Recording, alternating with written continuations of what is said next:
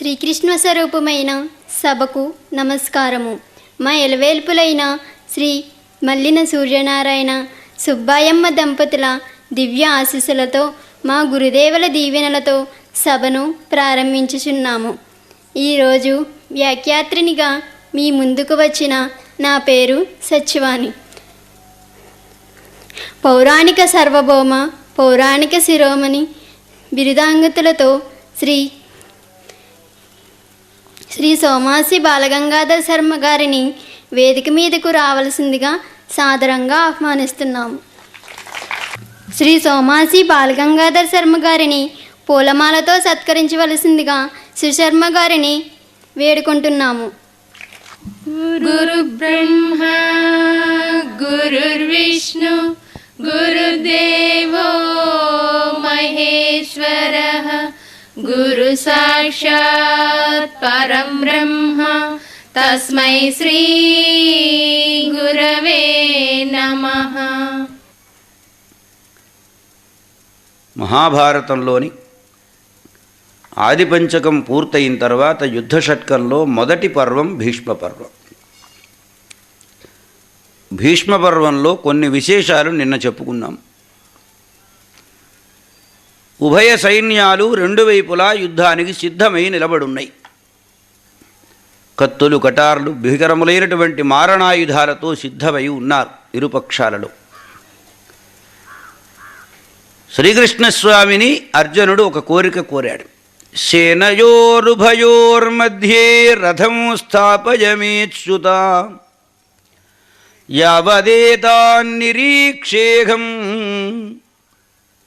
ఉభయ పార్శ్వాలలో ఉన్న యుద్ధం చేయడానికి వచ్చిన వాళ్ళని చూడడం కోసం నన్ను రెండు సేనల మధ్యలోకి తీసుకువెళ్ళి రథాన్ని ఆపవయ్యా. ఈయన డ్రైవరు, ఆయన ఓనరు, ఈయన చెప్పిన మాట ఆయన విని తీరాలే. అసలు ఈ డ్రైవరు తనానికి ఒప్పుకోవడానికే ఆయన చాలా ప్రేమగా ప్రీతిగా అంగీకరించాడు. నందకుమార యుద్ధమున నారథమందు వశోభుమయ్య మధ్యందిన భానుమండల నిబంబగు కల్మిని చేసి, అంటే నీవు నా రథంలో కూర్చుంటే చాలు, నేను సునాయాసంగా విజయాన్ని సాధిస్తాను. ఒక్కటి గుర్తుపెట్టుకోవాలి మనం, కొందరికి సంఖ్యాశాస్త్రం 10 మంది అయితే బాగా బలం కలిగినవాడు, 5గురు ఉంటే బలం తక్కువ వాడని. కానీ అర్జునుడు విశ్వసించింది ఏమంటే భగవంతుడు ఎక్కడుంటే అక్కడే విజయమని. ఆ భగవద్విశ్వాసము బాగా పాదుకొనేందుకోసం ఏర్పడిన సన్నివేశం శ్రీకృష్ణ సహాయాభ్యర్థనం. సరిగ్గా దుర్యోధనుడన్నాడు, రథమునందెన్ని ప్రతిమలుండబోవు. బొమ్మలు చిత్తరువులు చాలా ఉంటే అలా కృష్ణుడు అర్జునశ్చందనముప్పుగాక నాకు లెక్కేమిటని. సరే, కృష్ణుడు చేసిన సైన్య విభాగంలో మిగిలినంతా నాకు వచ్చిందన్నాడు. ఎగరేసుకుని వెళ్ళిపోయినాడు చాలా సంతోషంగా. భగవత్ సహాయాన్ని కోరాలి, భగవత్ సహాయాన్ని అందుకోవాలి. అదే ఆలోచనతో ఉండాలి మనుష్యుడు. భారతం చెబుతున్నటువంటి ఉపదేశం ఇది. సరే, సేన మధ్యలో తీసుకువెళ్ళి రథాన్ని ఆపాడు. అప్పటి వరకు మంచి ఉత్సాహంతో ఉండి యుద్ధానికి సిద్ధమై గాంధీవ ధనుర్ధారి అయి అతి తీవ్రతరములైనటువంటి బాణములను ప్రయోగించడానికి సిద్ధంగా ఉన్నా అక్కడికి వెళ్ళేటప్పటికి గాంధీవం శ్రంసతే హస్తాత్ త్వచ్చైవ పరిదహ్యతే. బావా, నా చేతిలో ఉన్న గాంధీవం చేతిలోంచి జారి పడిపోతుందన్నాడు. శరీరం అంతా వణికిపోతున్నది, భయం కలుగుతున్నది. చూచాడు, కుతస్త్వా కష్మలమిదం. ఏమోయ్ అర్జున, ఎక్కడి నుంచి వచ్చింది ఈ పనికిమాలినటువంటి కష్మలం అన్నాడు. మానసికమైన దౌర్బల్య స్థితిని కష్మలం అంటారు. ఏమోనయ్యా, ఎటు చూచినా అదిగో తాతగారు, అటుగో గురువుగారు, అటు చూస్తే పినతండ్రులు, పెత్తండ్రులు, బంధువులంతా వాళ్ళని చంపి నేను ఈ బాగుకుంటానా? నకాంక్షే విజయం కృష్ణన చ రాజ్యం సుఖాని చ కిన్నో భోగేన గోవింద కిం భోగైర్జీవితేనవ. నాకు ఇవేవీ అక్కర్లేదు నాకు అన్నాడు. రాజ్యం అక్కర్లేదు, మరొకటి అక్కర్లేదు, ఏం అక్కర్లేదు. ఇలా ఉన్నటువంటి వాడిని ఇప్పుడు కర్తవ్యోన్ముఖుణ్ణి చెయ్యాలి.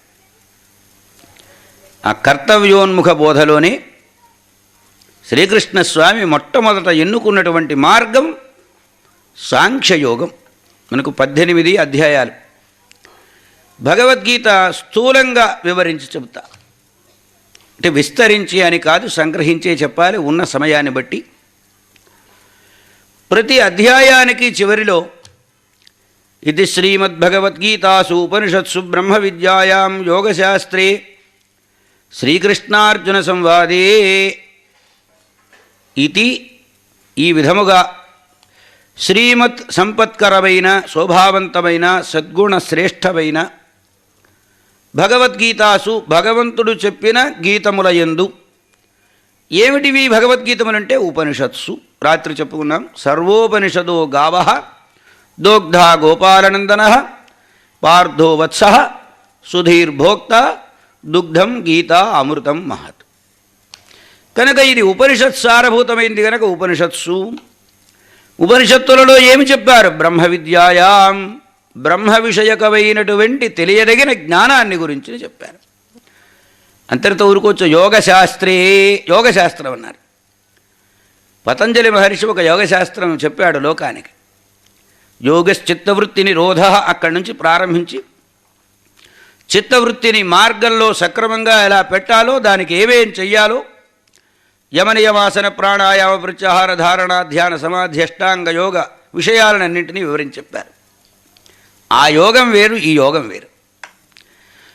యోగ కర్మసు కౌశలం, కృష్ణుడు యోగ శబ్దానికి ఇచ్చిన నిర్వచనం.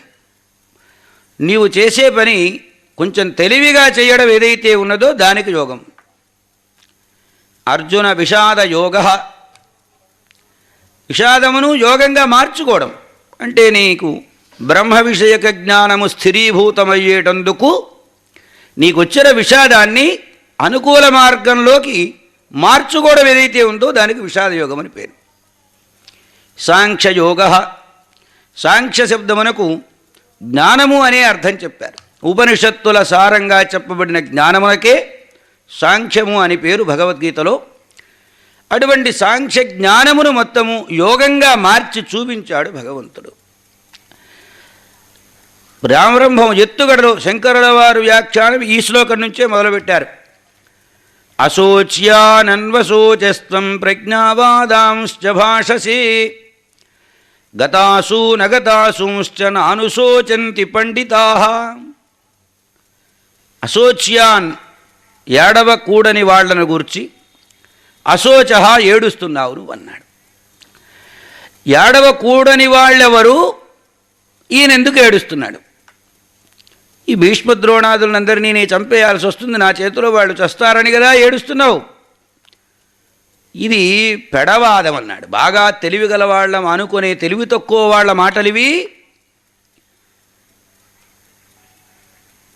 నిజమైనటువంటి పండితుడు, ఇక్కడ పండా శబ్దములకు జ్ఞానము అని అర్థం చెప్పారు. పండాశ్య సంజాత పండిత.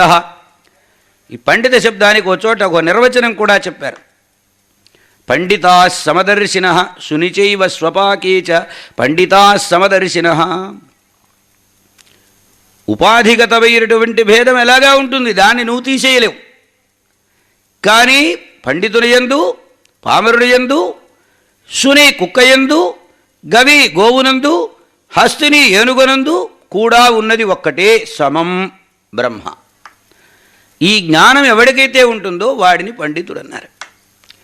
పండితులైన వారు బ్రతికున్న వాళ్ళని గురించి ఏడవరు, చచ్చిపోయిన వాళ్ళని గురించి కూడా ఏడవరయ్యా. బ్రతికున్న వాళ్ళని గురించి అంటే దాని అర్థం బ్రతికి ఉండేది శాశ్వతమైనది, స్థిరమైనది ఎప్పుడూ ఆత్మ. ఈ శరీరం పోతే ఇంకో శరీరం, ఆ శరీరం పోతే ఇంకో శరీరం, ఇలా వస్తుంటుంది. నశించేటువంటిది ఇదిగో ఈ శరీరం. ఈ ఆత్మ విషయంలో నువ్వు దుఃఖపడరు, ఆ దేహం విషయంలో కూడా దుఃఖపడరు. ఏదో వితండవాదంలాగా అనిపిస్తుంది. ఏమిటన్నారు అంటే ఏం లేదు నాయన, అసలు పోయేదేది ఉండేదేది ఇది తెలియాలి. జాతస్య గి ధ్రువో మృత్యుర్ధ్రువం జన్మ మృతస్య చ తస్మాదపరిహార్యేర్థేనత్వం శోచితుమర్హసి. కనుక పుట్టినటువంటి ప్రతిదీ నశిస్తుంది, అంటే దేహం. మళ్ళీ జీవుడు అంటావా, ఈ జీవుడు మళ్ళీ ఈ శరీరం నశించిన తర్వాత ఇంకో శరీరాన్ని ఆశ్రయిస్తారు. వాసాంసి జీర్ణాని యథా విహాయ నవాని గృహ్ణాతి నరోవరాణి. ఇలాగ క్షోధక్షమంగా శాశ్వతమైనదేది అశాశ్వతమైనదేది, ఈ రెంటికి ఉన్న భేదం ఏమిటి అర్థమయ్యేటట్లుగా శ్రీకృష్ణస్వామి బోధ చేశారు. ఈ సాంఖ్యశాస్త్రంలో చివరిలో అర్జునుడు ప్రశ్న అడిగాడు, అయ్యా స్థితప్రజ్ఞుని యొక్క లక్షణం ఎలా ఉంటుంది అన్నారు. నిశ్చల స్థితిలో ఉన్నటువంటి వాడెవడో వాడే స్థితప్రజ్ఞుడు. కొన్ని గుర్తులు చెప్పాడు, ఇలా ఉంటాడు, ఇలా ఉంటాడు, ఇలా ఉంటాడు, వాడి మాటల తీరు ఇలా ఉంటుంది. విన్న తర్వాత కర్మ జ్ఞానము ఈ రెండు, ఈ కర్మ జ్ఞానములలో నువ్వు యుద్ధం చేసి తీరవలసిందే, చేయకపోతే నీకు పాపం వస్తుంది అన్నాడు. ఒకవైపు జ్ఞానం గొప్పదంటున్నావు, మరోవైపు కర్మ గొప్పదంటున్నావు. కర్మ నీవు చెప్పిన మాటలను బట్టి కర్మ చిన్నదని తక్కువదని, జ్ఞానము గొప్పదని తెలుస్తున్నది. మరి ఈ రెంటిలో ఏది ఆదరణ పాత్రము, ఏది ఆదరణ పాత్రం కాదు? అతి ఘోరమైనటువంటి రణకర్మకు నువ్వు నన్ను ప్రోత్సహిస్తున్నావే కృష్ణ, ఇది ఎంతవరకు ధర్మం? నాకు ఏది శ్రేయస్కరమైనదో ఆ మార్గాన్ని చూపి చెప్పమన్నారు. అంటే మనము కర్మలు అనుకున్నవన్నీ కర్మలు కావు, మనం కర్మ కాదనుకున్నవి కర్మలు కాకుండగాను పోవు. కర్మణ్యకర్మయ పశ్యేద కర్మణి చ కర్మయ. కర్మ అకర్మ వికర్మ అని కర్మ విభాగం చేసి, కర్మ అంటే వర్ణాశ్రమానుకూలంగా తాను ఆచరించవలసిన శాస్త్ర నిర్దిష్టములైనవేవో వాటికి కర్మలని పేరు. అది చేస్తే కర్మ, చేయకుంటే అకర్మ. వికర్మ అంటే వర్ణాశ్రమ ధర్మానుకూలంగా చేయకూడని పనులను చేస్తే అది వికర్మ. ఇట్లా మరి ఆ తర్వాత మళ్ళీ చాలా విషయాలు మాట్లాడుకుంటూ వచ్చారు. ఇవన్నీ అయిన తర్వాత బాగానే ఉందయ్యా, అన్నీ చెప్పావు, మరి నేనే అధ్యాత్మ జ్ఞానాన్ని అంటున్నావు, నిన్ను గుర్తించడం అనేది ఎలా సాధ్యమవుతుంది అని ప్రశ్నించాడు. అధ్యాత్మను నేను అనేదాన్ని స్పష్టం చేస్తూ ఆయన చెబితే అది నేను ఎలా గుర్తించనన్నాడు. అప్పుడు విశ్వరూపాన్ని చూపించాడు. చూపిస్తే అనేక బాహు ఉదర వక్త్రనేత్రం, ఒకటి కాదు రెండు కాదు, ఆదిత్యాది నవగ్రహములు, ఇంద్రాజ్యష్టదిక్పాలకులు, అష్టవసువులు, మొత్తము ఈ లోకంలో ఎవరు అని చెప్పబడ్డారో వారందరూ ఆ స్వామి స్వరూపంలో కనపడ్డారు. ఇదే విశ్వరూప సందర్శన యోగం అంటారు. చూచాడు కృష్ణుడు. ఈ భీష్ముడు, ఈ ద్రోణుడు, ఈ దుర్యోధనుడు, ఈ కర్ణుడు, ఈ మొదలైనటువంటి వాళ్ళంతా నీవు తెరిచినటువంటి నోటిలో పండ్ల సందులలో నుంచి ఇరుక్కొని తలకాయలు పటపటమని పగిలిపోతూ ఉంటే వాళ్ళంతా లోపలికి వెళ్ళిపోతున్నారు. కృష్ణ ఏమిటి విచిత్రం అన్నాడు. సరే, ఆ తర్వాత ఆయన్ని ఈ రూపంతో ఇంత భయంకరంగా నేను చూడలేను, నిజమైనటువంటి రూపాన్ని నాకు చూపవలసింది అని అంటే అప్పుడు సరే ఆయన మళ్ళీ మామూలుగా కిరీటినం గదినం చక్రహస్తం అలాంటి ఆ దివ్యమైనటువంటి స్వరూపంతో స్వామి దర్శనమిచ్చారు. తరువాత భక్తి యోగంలో భక్తుడైన వాడు ఎలా ఉంటే నాకు సంతోషం, సారభూతంగా చెప్పవలసిన మాట భక్తి యోగంలో, నాయందు జగత్తును తనను, తనయందు జగత్తును నన్ను, జగత్తునందు నన్ను తనను ఇద్దరిని మొత్తము మూడు ఒకటి అని ఎవరు భావిస్తారో వాడంటే నాకు చాలా ఇష్టం అన్నాడు. అనికేత స్థిరమతి, ఎప్పుడూ ఇల్లు వాకిలి పెళ్ళాం పిల్లలు నాది, ఈ మమకారంతో ఎవరైతే ఉంటారో వాళ్ళకంటే ఈ మమకార శూన్యుడైనటువంటి వాడు నాకు చాలా ఇష్టం. ఇలా కొన్ని కొండ గుర్తులు చెప్పారు భక్తుడైనటువంటి వానికి. భక్తి యోగం అయింది. చాలా ముఖ్యంగా గ్రహించవలసినటువంటిది గుణత్రయ విభాగ యోగము, శ్రద్ధాత్రయ విభాగ యోగం, 2 అధ్యాయాలు. ఇవాళ చాలా అక్కరలేని పుస్తకాలన్నీ కోర్సుల్లో పెడుతున్నారు. కానీ ఈ 2 అధ్యాయాలు మాత్రం భగవద్గీత 1వ తరగతి నుంచి పోస్ట్ గ్రాడ్యుయేట్ అయిపోయి పిహెచ్డీలు తీసుకునే వాళ్ళ వరకు పాఠ్యాంశంగా ఉండవలసినటువంటిది భగవద్గీతలోని గుణత్రయ విభాగయోగం, శ్రద్ధాత్రయ విభాగయోగం. కోర్సుల్లో పెట్టకపోయినా వ్యక్తిగతంగా ఎవళ్ళకి వాళ్ళు గురుముఖంగా కాస్త అనుగ్రహాన్ని పొంది చదువుకోనవచ్చు. గుణములు 3: సత్వగుణము, రజోగుణము, తమోగుణం. ఈ గుణముల యొక్క ప్రభావము ప్రతి జీవిపైన ఉంటుంది. రజోగుణ ప్రభావం అధికంగా ఉంటే రాజసుడంటారు, తమోగుణ ప్రభావం ఎక్కువగా ఉంటే తామసుడంటారు, సత్వగుణ ప్రధానం ఎక్కువగా ఉంటే సాత్వికుడంటారు. అంటే లోకంలో ఉండే ప్రాణులు సాత్విక, రాజస, తామస రూపంలో 3 రకాలుగా విభక్తములైనారు. తామసులు చేసే కర్మలు ఎలా ఉంటాయి, రాజసులు చేసే కర్మలు ఎలా ఉంటాయి, అలాగే సాత్వికులు చేసే కర్మలు ఎలా ఉంటాయి. సత్వము జ్ఞానమయము, రజస్సు అహంకారమయము, తమస్సు అజ్ఞానమయం. ఈ 3 రకాలు తాము చేసినటువంటి కర్మలపైన ప్రతిఫలిస్తాయి. కొందరు అజ్ఞానంతో చేస్తారు, కొందరు అహంకారంతో చేస్తారు, మంచి పనులు చెడ్డ పనులు కూడా. కొందరు కేవలం జ్ఞానమయంగా ఆలోచించి చేస్తారు. కనుక జ్ఞానమయమైనటువంటి సాత్వికమైన కర్మాచరణము చాలా ముఖ్యం. కర్మాచరణము లేనిది జాతు తిష్టత్య కర్మకృత్ కర్మయోగంలో చెప్పారు. ఏ పని చెయ్యను నేను అనుకుంటే తెలివి తక్కువతనం, ఏదో ఒక పని చేస్తూనే కాలం గడపాలరా అబ్బాయి. కనుక పని చేయకుండా ఉండడం సాధ్యం కాదు. కాబట్టి శాస్త్రవిహితమైనటువంటి కర్మను సత్వగుణ ప్రధానంగా ఆచరించవలసింది. తరువాత ఆహారా త్రివిధా ప్రోక్తా, మనం తీసుకునే ఆహారాలు కూడా 3 రకాలుగా ఉంటాయని, తీసుకునే ఆహారం యొక్క ప్రభావం చేత తన యొక్క గుణము వృద్ధి హానములు సాధ్యములని, సాత్వికములైన ఆహారములను స్వీకరిస్తే దానివలన ఆయుర్వేద శాస్త్రంలో సాత్వికాహారం అంటే ఏమిటో చెబుతారు. కించిదుష్ణాన్న భోజనం, బాగా వేడివేడిగా ఉన్నది తినకూడదుట, మరీ చల్లగా చల్లబడిపోయింది తినకూడదుట. కించిదుష్ణాన్న భోజనం, ఇలా కొన్ని చెప్పి ఇలాంటి ఆహారం స్వీకరిస్తే వీరిలో సత్వగుణం వృద్ధి చెందుతుందని.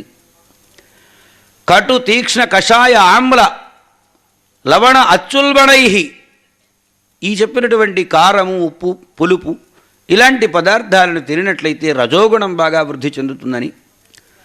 పూతి పర్యుషితంచ, బాగా చల్లారిపోయింది, రాత్రి వండింది పగటికి, పగలు వండింది రాత్రికి, ఈగల ముసురుతూ ఉండేది, వాసన కొడుతూ ఉండేటువంటిదైన ఆహారం అంతా తామసాహారం.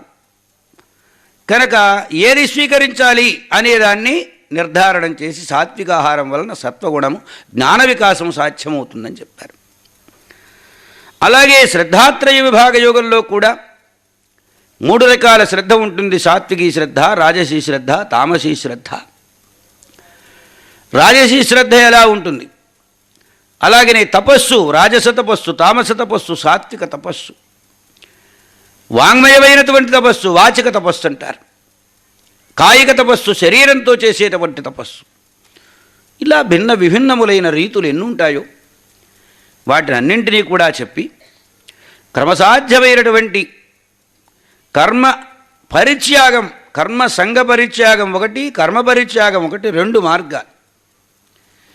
కర్మ పరిత్యాగము వేరు, కర్మ సంఘ పరిత్యాగం వేరు. కర్మ చేసినప్పుడు ఈ కర్మ యొక్క ఫలము తత్సద్బ్రహ్మార్పణమస్తు, ఇది కర్మ సంఘ పరిత్యాగం. కర్మ పరిత్యాగం అంటే బ్రహ్మచర్య, గార్హస్థ్య, వానప్రస్థ ఆశ్రమ ధర్మములను చేసి తరువాత క్రమంగా ఆ ఆశ్రమాన్ని, ఆ ధర్మాలను ఎలా స్వీకరించాడో అలా త్యజించడం ఏదైతే ఉందో దీనికి కర్మ సన్యాస యోగం అని పేరు. దానినే చివరి అధ్యాయంలో మోక్ష సన్యాస యోగంగా. ఒక్క మాటలో చెప్పాలంటే భగవద్గీతలో 2వ అధ్యాయంలో ఏ విషయాలైతే చెప్పారో మిగిలినటువంటి 15వ అధ్యాయం వరకు, 15 అధ్యాయములు అంటే 17వ అధ్యాయం వరకు విషయం విస్తరించి చెప్పారు. ఈ మొత్తము 16 అధ్యాయములలో ఏవైతే చెప్పారో చివర మోక్ష సన్యాస యోగంలో దానంతటినీ మళ్ళీ ఒక్కసారి పర్యాలోచనం, సింహావలోకనం అంటారు, అలా చెప్పారు. వీటంతటికి సారమైంది ఏమిటి అంటే శాస్త్ర నిర్దిష్టమైన కర్మను ఎవరు విడువరాదు. ఆచరించి తీరవలసినదే. శాస్త్ర నిర్దిష్టము కానటువంటి నిషిద్ధమైన కర్మను ఎవరూ ఆచరించరాదు. అలా ఆచరిస్తే దాని వలన దోషం ఏర్పడుతుంది. అసలు చేసే ప్రతి పని దీని యొక్క స్వరూప స్వభావ విశేషాలు తెలుసుకొని నిత్యానిత్య వస్తు వివేక జ్ఞానం కలిగినటువంటి వారై జ్ఞానరూఢమైనటువంటి స్థితిలో తాను ఉండి ఏ కర్మనాచరించినా దోషం కాదు. ఇలాగ సారభూతంగా చెప్పిన విషయాలు చెప్పారు. సరే, అర్జునుడు గ్రహించాడు. ఈ భగవద్గీతను విన్నవాళ్ళు ఇద్దరు, చెప్పిన వాళ్ళు ఇద్దరు. సాక్షాత్తు భగవంతుడు అర్జునునకు చెప్పాడు. ఇవే విషయాలను సంజయుడు ధృతరాష్ట్రునకు చెప్పాడు. సాంప్రదాయిక శ్లోకాలుగా చరమ శ్లోకములు అని ఆ 4 శ్లోకాలను చరమ శ్లోకాలని విష్ణు భక్తులైనటువంటి వారు పరమ ప్రామాణికములైన శ్లోకాలుగా భావిస్తారు. సర్వధర్మాన్ పరిత్యజ్య మామేకం శరణం వ్రజ అహంత్వా సర్వపాపేభ్య మోక్షయిష్యామి మా శుచః. ఆ 4 శ్లోకాల్లో ఇది ఒక శ్లోకం. సర్వధర్మాన్ అంటే సమస్తములైన ధర్మములను పరిత్యజ్య వదిలేసి మామేకం శరణం వ్రజ, నన్ను ఒక్కడే శరణు వేడు. అహంత్వా సర్వపాపేభ్య, నేను సమస్తములైనటువంటి పాపముల నుండి మోక్షయిష్యామి, నిన్ను విడుదల చేస్తాను. మా శుచః, నువ్వేం దుఃఖపడబోకన్నాడు. దీని మీద కొంతమంది ఏం చెబుతారంటే, ఏ ధర్మాలు చేసినా ఏమీ ఉపయోగం లేదు, కృష్ణ భారం అంతా నీదేనా, ఆయన నెత్తిన వారేస్తే మొత్తం ఆయనే చూసుకుంటాడు. ఒక రకంగా బాగానే ఉన్నట్టుంది. పనులు ఎక్కొట్టే వాళ్ళకి, సోమరులకు ఇది విధానం బాగలేదు. అది అనుకున్నంత సులభతరమైన విషయం కాదు. ధర్మాలంటే ఏమిటి? భార్యాధర్మములు, భర్తృధర్మములు, పుత్రధర్మములు, మిత్రధర్మములు, ఇవన్నీ వదిలేస్తావా? వదిలేయడానికి సిద్ధంగా ఉన్నావా? నువ్వు మానవుడిగా పుట్టినవాడివి. ఇక ఏం మానేస్తావు? స్నానం మానేస్తావు, సంధ్యావందనం మానేస్తావు, కృష్ణారణం మానేస్తావు, రామాయణం మానేస్తావు. ఇవి మానేయడానికి ఆయన చెప్పింది భగవద్గీత ఇంత. సర్వధర్మాన్ పరిత్యజ్య అంటే లోకంలో నువ్వు పుట్టావు కాబట్టి నీకు నిర్దిష్టములైన ధర్మములు కొన్ని ఉన్నాయి. వాటిని నువ్వు ఆచరించవలసిందే. ఆచరిస్తూ ఈ ధర్మము వలన నాకు ఈ ఫలం రావాలి అనే ఫలబుద్ధిని విసర్జన చెయ్యి. మామేకం శరణం వ్రజ అంటే లోకంలో భిన్న భిన్న స్వరూపాలుగా, ఒకచోట అంకం అంటారు, ఒకచోట అంకాళం అంటారు, ఒకచోట బళ్ళం అంటారు, ఒకచోట శివుడు అంటారు, ఒకచోట విష్ణు అంటారు, ఒకచోట రకరకాల పేర్లతో రకరకాల రూపాలతో ఉన్నటువంటి అన్నిటిలో ఏకాత్మగా ఉన్న ఏకం మాం శరణం వ్రజ, అన్నిటిలో ఉన్నది నేను ఒక్కడనే అన్నటువంటి నిరూఢమైన భావమును గుర్తిస్తే అహంత్వా సర్వపాపేభ్య, తెలుసో తెలియకో జరిగినటువంటి పాపముల నుండి మోక్షయిష్యామి, నిన్ను ఒడ్డున పడేస్తారన్నాడు. కనుక తాను చేయవలసిన ధర్మాలు ఎక్కొట్టమనేది భగవంతుడి ఉద్దేశ్యం కాదు. అంటే అర్జునుడు అన్ని వదిలేసి కృష్ణ అని 2 చేతులు జోడించి నమస్కారం చేసి వెంటబడేవాడేగా. ఆయన గురువు గారు, ఈయన శిష్యుడు, ఇక ఏ పని చేయక్కర్లా, యుద్ధమే అక్కర్లేదు. అంతా చెప్పడం అయిన తర్వాత నువ్వు యుద్ధం చేయనలా యథేచ్ఛసి తథాకురు, నువ్వు ఏవి చెయ్యాలనుకుంటావో నీ ఇష్టం ప్రకారంగా చెయ్యి అంటే అప్పుడు నా హృదయ దౌర్బల్యమంతా పోయింది, నేను యుద్ధం చేయడానికి సిద్ధంగా ఉన్నాను. ఈ మొత్తం సబ్జెక్ట్ అంతా ధృతరాష్ట్రుడు సంజయుడు చెప్పగా విన్నాడు. అర్జునుడేమో నాకు హృదయ దౌర్బల్యం పోయిందన్నాడు. ధృతరాష్ట్రుడికి తపన ఏమిటంటే, నాయన ఎవర్రా గెలిచేది అసలు అన్నాడు. ఇది గెలవడం, తన కొడుకు గెలవాలని మనస్సులో ఉంది.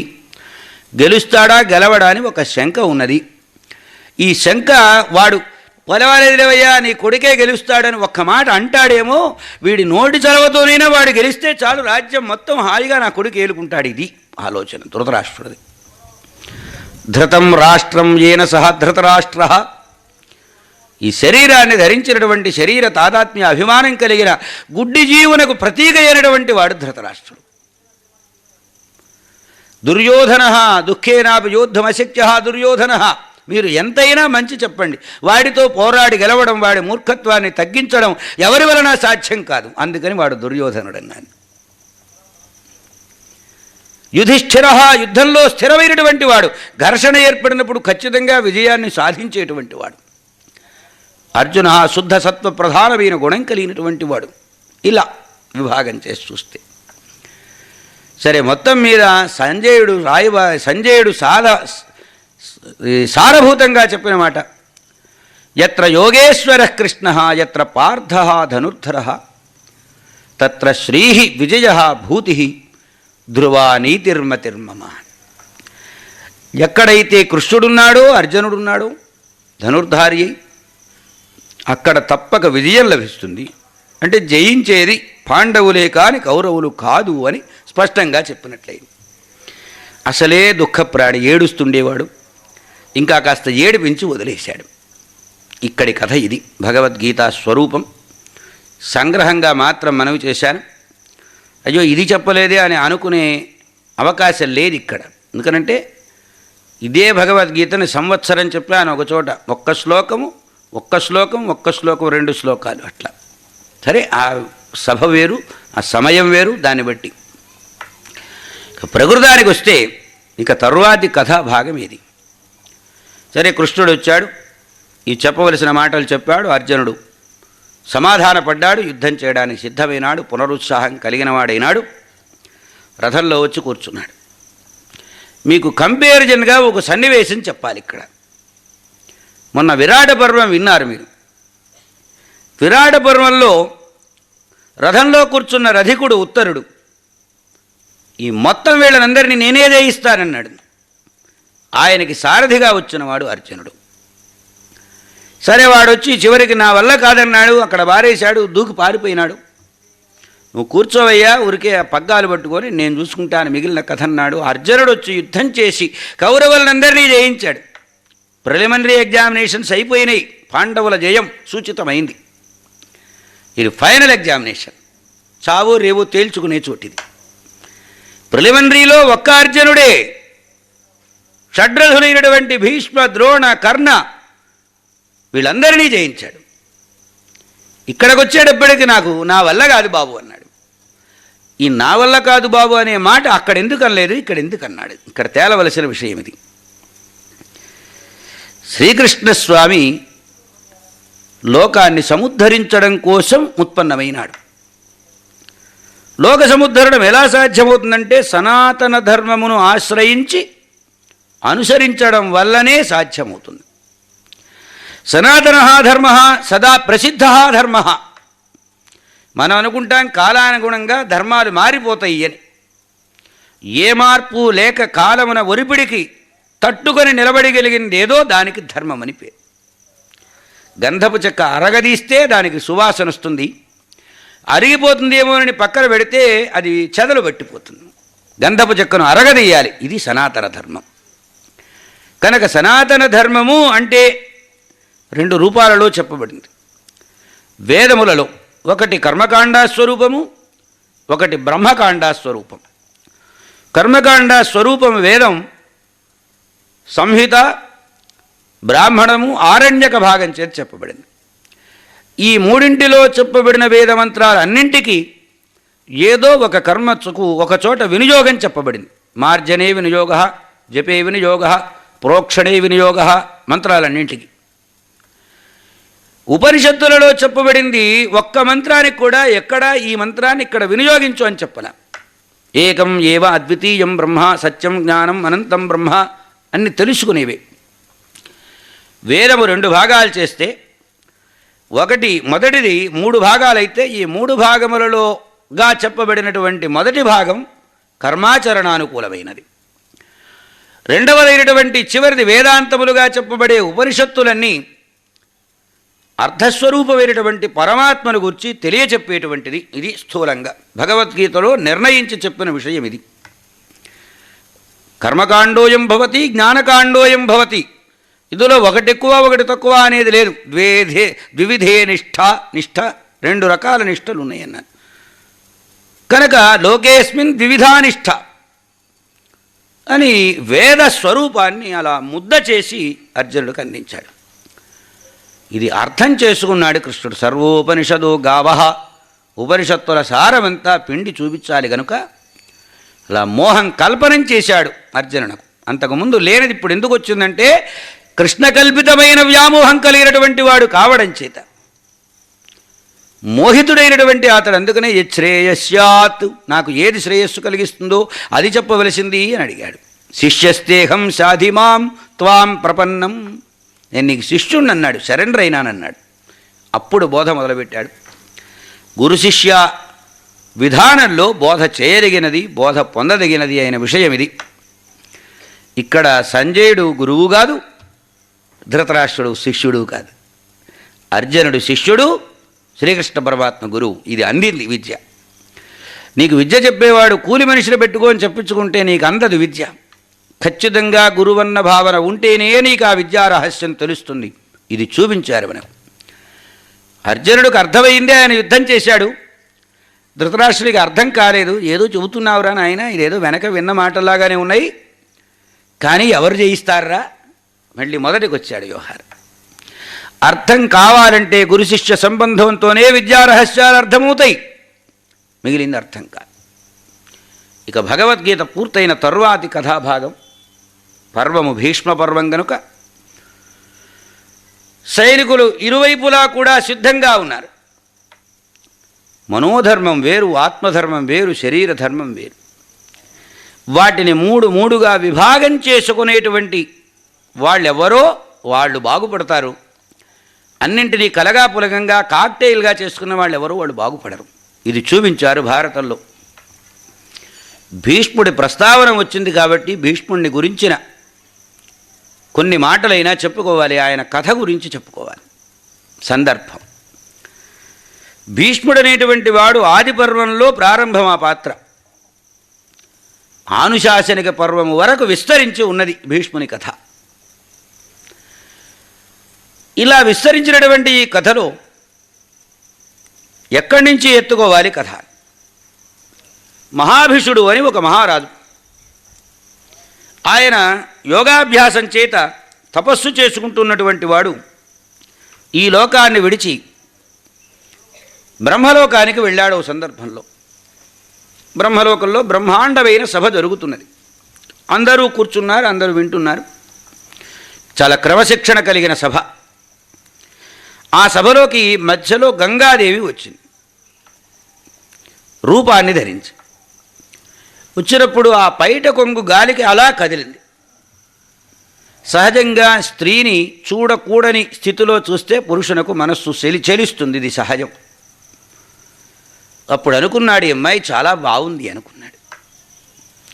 ఆమె వస్తూ అందరి మధ్యలో ఉన్నటువంటి నభోమణిలాగా ఉన్నటువంటి మహాభిష మహారాజును చూచింది ఆమె. ఇతడు చాలా బాగున్నాడు అని ఆ దివ్యత్వాన్ని పొందిన దేవకాంత గంగకు కూడా అనిపించింది. ఈ రెంటిని గమనించాడు దేవుడు. లోకల్లో చాలామంది అనుకుంటారు, మనం చేసే పని ఎవడికి తెలుస్తుందిలే, మన మనస్సులో ఆలోచన కదా, ఎవడు తెలుసుకోగలడు. ఇది సామాన్యంగా లోకంలో ఉండే అభిప్రాయం. ఈశ్వర సర్వభూతానాం హృద్దేశే అర్జున తిష్టతి, భగవద్గీత. ఈశ్వరుడనేవాడు ప్రతి హృదయంలో ఉన్నాడు, వాడికి తెలియకుండా నువ్వేం చేయలేవు. అంతశ్చరతి బహిశ్చరతి పృష్ఠతశ్చరతి, నీ ఎక్కడైనా ఉన్నాడు, లేని చోటెక్కడ. భగవంతుడికి తెలియకుండా నువ్వే పని చెయ్యలేవు. గమనించాడు బ్రహ్మదేవుడు. మీరు ఉన్నటువంటి స్థానాన్ని కూడా గుర్తించక మీరు సామాన్యమైన లౌకికమైనటువంటి భూలోకంలోని హృదయ ప్రతిస్పందనలు కలిగినటువంటి వాళ్ళు అయినారు కనుక మీరిద్దరూ భూలోకంలో ఉండదగిన వాళ్ళు, బ్రహ్మలోక అర్హత లేదు పొండి అన్నాడు. సరే ఏం చేస్తారు, బ్రహ్మదేవుడు ఎంతటి వాడు, శాపం పెట్టాడు, భూలోకానికి వచ్చేశారు. ప్రతీప మహారాజు అని రాజ్య పరిపాలన చేస్తున్నాడు ఈ కాలంలో. ప్రతీప మహారాజు, ఆయనకి 3 కొడుకులు ఉన్నారు. ఒక ఆయనేమో తపస్సు చేసుకోవడానికి వెళ్ళిపోయినాడు. ఏదో రకరకాల కారణాల వల్ల ఈయన మళ్ళీ సంతానం కావాలని తపస్సు మొదలుపెట్టాడు. సరిగ్గా ఆ సమయంలో గంగలో నుండి గంగాదేవి రూపాన్ని ధరించి వచ్చి ఇట్లా తొడ మీద కూర్చున్నది ప్రతీప మహారాజుకు. కూర్చుంటే ధర్మము యొక్క అత్యంత సూక్ష్మతరమైన సన్నివేశములు ఎలా ఉంటాయి అనేది మచ్చుకి చెప్పడం కోసం ఈ కథ చెబుతున్నాను. అమ్మాయి ఎందుకు వచ్చావని అడిగాడు ఈయన. మహాయోగి, మిమ్మల్ని నేను వివాహం చేసుకోవాలని వచ్చానన్నది ఆమె, దేవకాంత. అప్పుడు అన్నాడు, అమ్మాయి, భార్య కాదగిన స్త్రీ ఎడమవైపున ఉండాలే, నీవు కుడివైపున ఉన్నావు, ఇది బిడ్డలు కూర్చునే స్థానం, నీవు కూర్చున్నావు గనక నీవు నాకు బిడ్డ లాంటి దానివి, నిన్ను వివాహం చేసుకోను నేను. మరి నా ఆశ ఎలా తీరాలన్నది. నాకు కొడుకు పుడతాడు, వాడికి చెబుతారు నిన్ను పెళ్లి చేసుకోమని. ఆ తరువాత కాలాంతరంలో శంతను మహారాజు, శం తనోతీతి శంతను, శం సుఖం తనోతి, సుఖమును విస్తరింపచేసేవాడు కాబట్టి ఆయనకు శంతనుడు అని పేరు. ఆ పిల్లవాడు పెరిగి పెద్దవాడయ్యేదాకా ఉంచి రాజ్యపట్టాభిషేకం చేసి తాను అరణ్యాలకు బయలుదేరి వెడుతూ ఒక మాట అన్నాడు, నాయనా, చాలా కాలం క్రితం గంగానదీ తీరంలో ఒక అమ్మాయి కనపడి నన్ను పెళ్లి చేసుకోమన్నది. మా అబ్బాయి చేసుకుంటాడని నేను ఆమెకు మాట ఇచ్చాను. నీవు వెళ్ళి ఆ అమ్మాయి ఎవరైనా వచ్చి నన్ను పెళ్లి చేసుకో అంటే మాత్రం కాదనకండగా చేసుకో. పితృవాక్య పరిపాలన చేసిన వాడు మొదట శ్రీరామచంద్రుడైతే, ఇడుగో భారతంలో పితృవాక్య పరిపాలన చేసినటువంటి వాడు ఈయన శంతను మహారాజు. గంగానదీ తీరానికి వెళ్ళాడు. గంగాదేవి వచ్చింది. ఆమెను చూడగానే ఈయనే వివాహం చేసుకోవాలనుకున్నాడు. ఆమె అడగడం కాదు. సరే, ఆమె ఏమన్నదంటే, నా మాటకు ఎదురాడకుండగా ఉంటే ఆ తరువాత నేను వివాహం చేసుకుంటానన్నది. సరే, అలాగే ఏ రోజు నా మనస్సు కష్టం కలిగితే ఆ రోజు నిన్ను విడిచేసి వెళ్ళిపోతానని. అంటే ముందు విడాకుల పత్రం మీద సంతకం చేసి తర్వాత వివాహ పత్రం మీద సంతకాలు చేశారు వాళ్ళు, మొట్టమొదటి దంపతులు భారతంలో. ఈమె ఇలా అనడానికి ఒక కారణం ఉంది. దానికి మళ్ళీ కొంచెం వెనక్కి వెడితే కథ, వశిష్ఠ మహర్షి వారి ఆశ్రమం, ఆ సమీప అరణ్య ప్రాంతం. అష్టవసువులు భూలోకానికి దిగొచ్చారు తమ తమ భార్యలను వెంటబెట్టుకొని. వశిష్ఠాశ్రమంలో నుంచి ఒక గోవు అరణ్యంలో మేత వేస్తూ అలా వెడుతున్నది. ఎవరో చెప్పారు, ఈ ఆవు పాలు తాగితే నిత్య యవ్వనం కలిగి ఉంటారు అని చెప్పారట.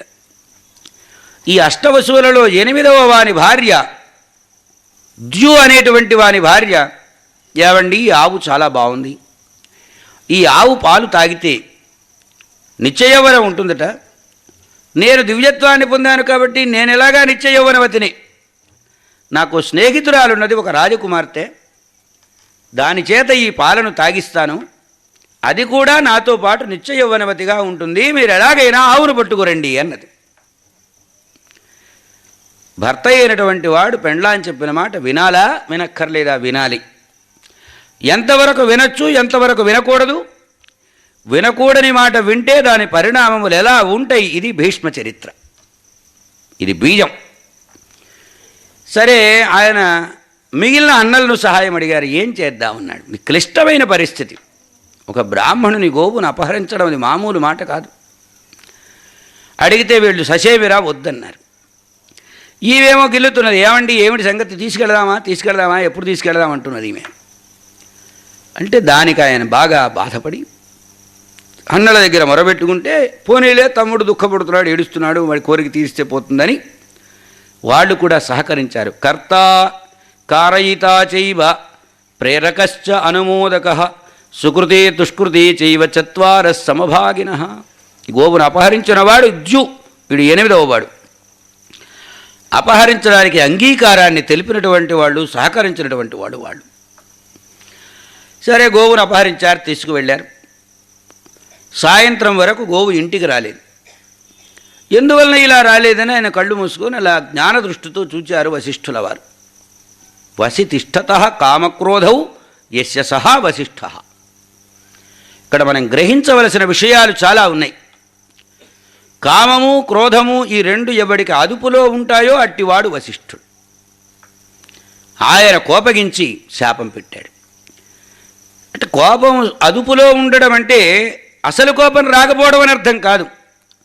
వచ్చిన కోపాన్ని ప్రదర్శించవచ్చునా లేదా అని విచక్షణతో ఆలోచించి ప్రదర్శించాలి అనుకుంటే ప్రదర్శిస్తే అదుపులో ఉన్నట్లే, అవసరమైన చోటనే అది. అంటే సమయక్రోధం అసమయక్రోధం, సమయకామం అసమయకామం. భార్యతో సంసారం చేయడం తప్పని ఎవ్వడూ అనడు. అది సమయం, యోగ్యమైనటువంటి చోటు. అట్లాగని కోరిక పుట్టిన చోటల్లోనే తీర్చుకుంటానంటే పుట్టకూడని చోట పుడితే ఇది తప్పు అని దానిని అక్కడికి నివారించుకోవడం. ఇది వసితిష్ఠత కామక్రోధం అన్నదానికి అర్థం. ఒక బ్రాహ్మణుని గోవుని అపహరించుకుపోయారు. దీని దోషం చాలా భయంకరమైనటువంటిది. ఇది గ్రహించిన వాడు గనుక ఆయనే ఓ మందలింపుగా ఓ మాట అన్నాడు. ఈ అపహరించినటువంటి వాళ్ళు భూలోకంలో పుట్టాలే మానవులుగా అన్నాడు. ఉండవలసినటువంటి సౌభాగ్యాలు భూలోకంలోనే ఉన్నాయి, ఉండవలసిన దౌర్భాగ్యాలన్నీ భూలోకంలోనే ఉన్నాయి. అవేమిటో వాళ్ళకి అర్థం కావాలి. అందుకోసం ఆయన ఏం చేశాడంటే భూలోకంలో పుట్టండి అని శాపం పెట్టాడు. 8 మంది భూలోకంలో పుట్టవలసిన అవసరం ఏర్పడింది. ఇక్కడ వశిష్ఠుల వారిలా కోపం తెచ్చుకోవడం సమయం ఎలా ఉంది, సమయక్రోధం ఎలా అయింది అంటే మహాత్మనాం ఆగ్రహోపి అనుగ్రహాయైవ.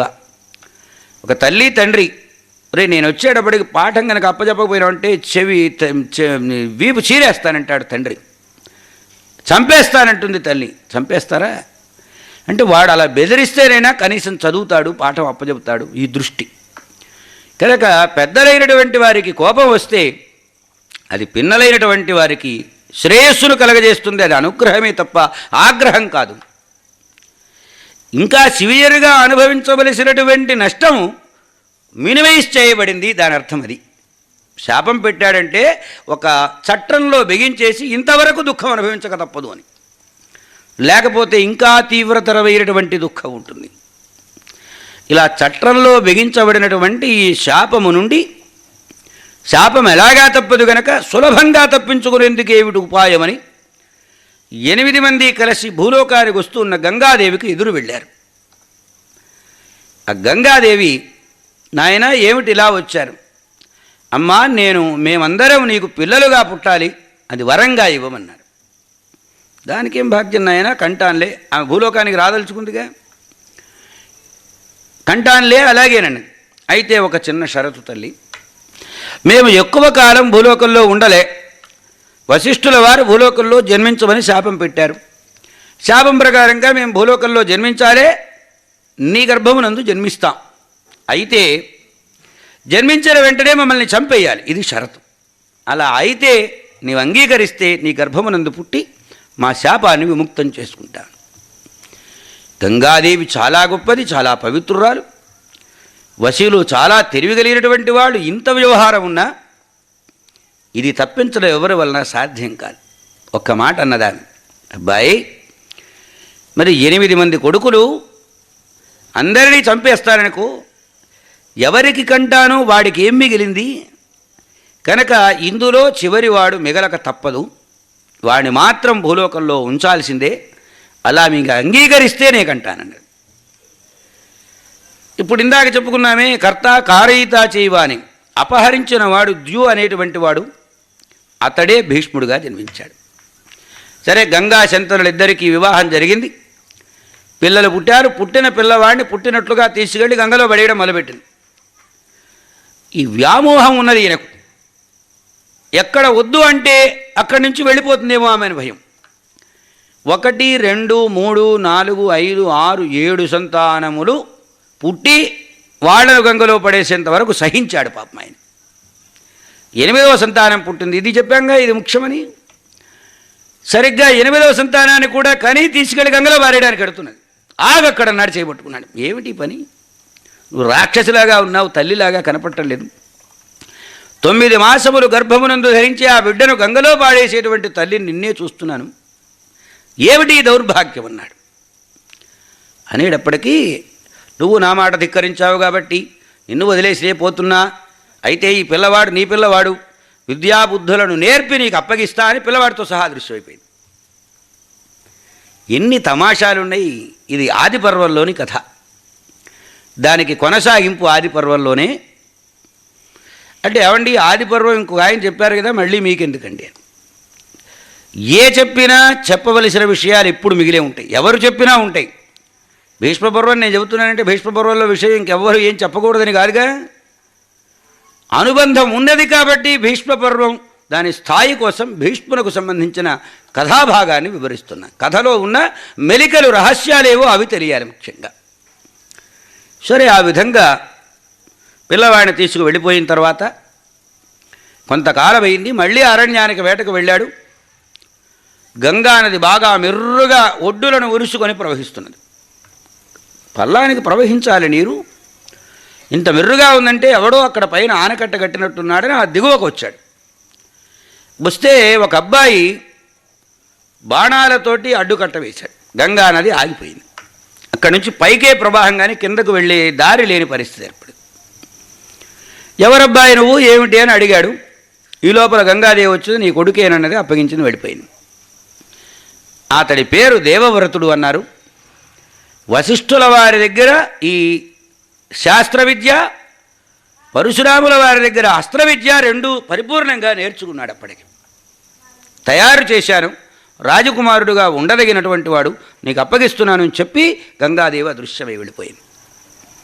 ఆ దేవవ్రతుడు తండ్రి గారితో పాటు వచ్చాడు. వచ్చి తండ్రి గారితో పాటు చాలా కాలం కలిసి ఉన్నాడు. ఈయన మళ్ళీ మరో పర్యాయం వేటకు వెళ్ళాడు.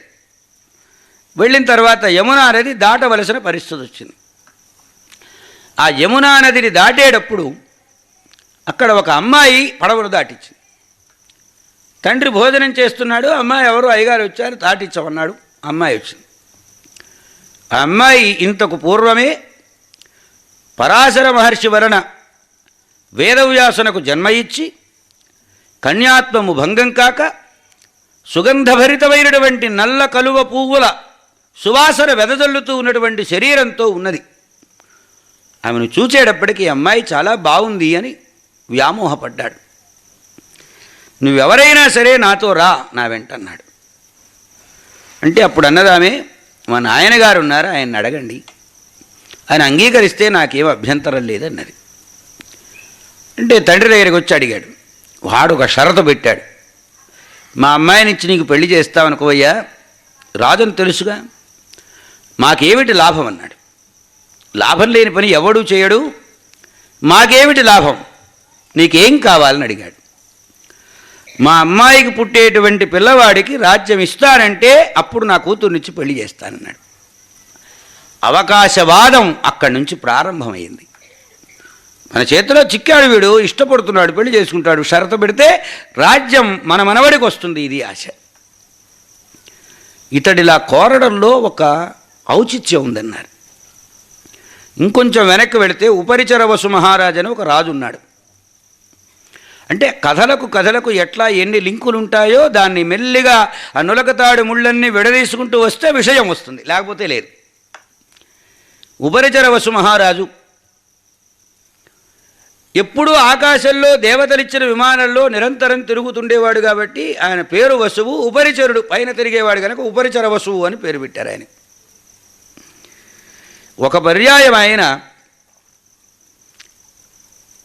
అలా యుద్ధానికి వెళ్ళి అరణ్యానికి వేటకు వెళ్ళినప్పుడు భార్య ఋతుమతి అయింది అని కబురు తెలిసింది. భార్య ఋతుమతి అయిన సమయంలో భార్యా సంగమం చెయ్యకపోతే అది దోషమవుతుంది గనక తన రేతస్సును ఒక దొన్నెలో పట్టి తన పెంపుడు డేగ ఉంటే ఇచ్చి పంపాడు. ఆ డేగ వస్తూ ఉండగా మార్గమధ్యంలో ఒక నది మీద వస్తున్నది. ఇంకో డేగ ఎదురు వచ్చింది. ఈ డేగలు రెండు పోరాడుకోవడంలో ఆ పైన ఉన్న వీర్యం కాస్త నీళ్లలో పడింది. నీళ్లలో ఒక చేప ఉండి వీర్యాన్ని మింగేసింది, గర్భాన్ని ధరించింది. ఇదిగో ఇప్పుడు ఈ సత్యవతిని పెంచినటువంటి ఈ దాసుడు ఈ చేపలు పట్టుకుంటే ధగధగ మెరిసిపోతున్నది దివ్య తేజస్సుతో చేప. ఇదేదో కడుపుతో ఇంతలా ఉబ్బినట్టుంది. ఇదేదో నిధి నిక్షేపములు కలిగినటువంటిది, నిధులు రాజుకు చెందినవి, చెందవలసినవి. అంటే సామాన్యులలో కూడా ధర్మం ఎలా ఉంటుంది అనేది చూపించారు. ధర్మం అనేది కేవలం ఏదో పుస్తకాలు బాగా చదువుకున్న వాళ్ళకే తెలుస్తుందని, మిగిలిన వాళ్లకు తెలియదని అనుకుంటే మనం తెలివి తక్కువ వాళ్ళం. మా బాబాయ్ గారు ఇంజనీరింగ్గా చేసి రిటైర్ అయినారు, ఇంజనీర్గా చేసి. ఆయన అనాలిసిస్ ఈ లోకాన్ని చూచిన మీదట, ఒరే నాయనా, 10th క్లాస్ వరకు చదివేది తాను లోకానికి ఎలా ఉపయోగపడతాను అనే చదువు. ఇంటర్మీడియట్ చదివాడంటే వాడు తనకు ఉపయోగాన్ని పొందుతూ లోకానికి ఎలా ఉపయోగపడాలి అనేది తెలియజెప్పేది. ఇక ఆ పైన గ్రాడ్యుయేషన్, పోస్ట్ గ్రాడ్యుయేషన్, పిహెచ్డి చదువంతా లోకల్లో ఉన్న వనరులను నేను మాత్రమే ఎలా స్వాధీనం చేసుకోవాలి అనే చదువురా అన్నాడు ఆయన. ఇప్పుడు కొట్టాలి చప్పట్లు. ఎందుకంటే లోకాల్లో ఉన్నటువంటి అనుభవం ఎట్లా ఉంది అంటే ఇవాళ నేను ప్రత్యేకంగా చెప్పక్కర్లేదు. లోకల్లో ఉన్న వనరులన్నీ నా ఒక్కడ కోసమే పుట్టినాయి అనేవాళ్ళు బాగా చదువుకునేవాళ్ళు, చదువు రానివాడు కాదు. చదువు రానివాడికి భయం ఉంది, దేవుడు ఉన్నాడు, ఏమన్నా చేస్తాడేమో, మన లేనిపోయింది పిల్లలకి ఏమైనా కష్టం వస్తుందో నష్టం వస్తుందో, ఇవన్నీ ఆలోచన చేస్తాడు. ఏమీ చదువుకోనివాడు. అంటే ధర్మం ఇక్కడున్నట్లా అక్కడున్నట్లా? గుణా పూజాస్థానం గుణిషు నచ లింగం నచ వయః అంటారు ఒక మహాకవీశ్వరుడు. ఎక్కడ గుణం ఉంటే అక్కడ గౌరవాన్ని ఇవ్వాలి. దానికి వయస్సు కానీ, రూపం ఆకార విశేషం కానీ, లేదు కులం కానీ, ఇవేవి కారణం కాదన్నారు. సరే, ప్రకృతానికి వస్తే ఈ దాసుడు ఆ చేపను తీసుకొని వచ్చి రాజుగారి దగ్గరికి వెళ్ళాడు. అయ్యా మహారాజా, ఈ చేప నాకు దొరికిందండి ఉపరిచరవసు మహారాజు దగ్గరికి. ఈ కడుపులో ఏదో ఉన్నట్లుంది, ఇది నిధి కాబట్టి నిధి రాజుకు చెందవలసింది, అందుకోసం మీ దగ్గరికి తీసుకొచ్చారన్నాడు. అంటే అప్పుడు ఏం చేశాడంటే పొట్ట చీల్చి అందులో ఒక మగపిల్లవాడు ఒక ఆడపిల్ల ఇద్దరున్నారట. ఆయనంత ధర్మాత్ముడో చూడండి. మగపిల్లవాడు తనకు సంతానం లేదు గనక రాజ్యార్హత కలిగిన కుమారుడు వీడని తాను స్వీకరించి ఇంత నిజాయితీగా తీసుకొచ్చి నాకు అప్పగించిన వాడు కాబట్టి ఇందులో భాగం నీకు కూడా ఉందిరా అబ్బాయి, ఈ అమ్మాయిని తీసుకుని వెళ్ళు. ఇక్కడ దాసుడు ఏమిటంటే తన ఇంటికి ఒక రాజకుమార్తె వచ్చింది. ఈ రాజకుమార్తెను ఒక రాజుగారు పెళ్లి చేసుకోవడానికి సిద్ధపడి మోహంతో అడుగుతున్నాడు. ఈమెకు నిజమైన న్యాయం చేయాలంటే ఈమె బిడ్డ రాదైతేనే న్యాయం జరుగుతుంది. ఇది అక్కడ ధర్మం. సరే, తనకప్పటికే ఒక కొడుకు ఉన్నాడు, దేవవ్రతుడు. ఇప్పుడు వాడికి కాదని వాడిని దూరం చేసి ఇప్పుడు తానేం చెయ్యాలి? ఈ పిల్లవాడికి రాజ్యం ఇవ్వాలి ఈమెను పెళ్లి చేసుకోవాలంటే. అందువలన బాగా ఆలోచించి ఇంటికి వెళ్ళాడు. దిగులు పడ్డాడు, విచారపడ్డాడు, మంచాన్ని పట్టాడు, కృషిస్తున్నాడు రోజు. ఇది గమనించాడు భీష్ముడు, అదే దేవవ్రతుడు. నాన్నగారికి ఎందుకు ఇలా ఉన్నాడు అంటే ఆయన సన్నాయి నొక్కులు నొక్కుతూ, నాన్నగారు ఎందుకు ఇలా ఉన్నారు, మీ మనస్సులో ఏవైనా ఉంటే చెప్పండి, నేను ఉన్నాను కదా అంటే అన్నాడు, నాయన ఏకపుత్రో హ్యపుత్ర స్యాత్ ఏకనేత్రో హ్యనేత్రక. ఒక కన్నున్నవాడు కన్నున్నవాడి కింద లెక్క కాదు. ఏ పుల్ల తగులుతుందో ఆ కన్ను పోతే గుడ్డివాడే కదా. ఒక కొడుకున్నవాడు కొడుకున్నవాడి కింద లెక్క కాదు. ఆ కొడుకు పోతే ఇక మళ్ళీ కొడుకులు ఉండరు కదా. ఇంతకు మించి నాకు దిగులే ఉందన్నాడు. ఈ భాష కొంచెం అర్థమైంది, కొంచెం అర్థం కాలేదు దేవవ్రతునకు. సరే, మంత్రుల్ని పిలిచాడు. ఏమిటయ్యా విషయం అంటే చెప్పారయ్యా జరిగిన సన్నివేశం ఇది అని. ఇప్పుడు తాను ఎకాయక నా దాసుడి ఇంటికి వెళ్ళి చూచాడు. జగజ్జేగీయమానం దివ్యశోభా మంగళ స్వరూపంతో కనబడింది ఆ తల్లి. భరత వంశం ఈమె దగ్గర నుంచేగా పుట్టింది. సత్యవతి, కాళింది అని పేరు ఆమెకు. సత్యవతి అనే మరో నామాంతరం ఉన్నది. ఆ తండ్రి దగ్గరికి వెళ్ళి ఈ అమ్మాయినిచ్చి పెళ్లి చేయమన్నాడు. సామాన్యంగా పిల్లల పెండిళ్ళు తల్లిదండ్రులు మాట్లాడతారు. తండ్రి పెళ్లిని పిల్లవాడు మాట్లాడిన అద్భుతమైన సన్నివేశం ఏదైనా ఉందంటే ఇదిగో భీష్ముడు తన తండ్రి పెళ్లి సంబంధం మాట్లాడట.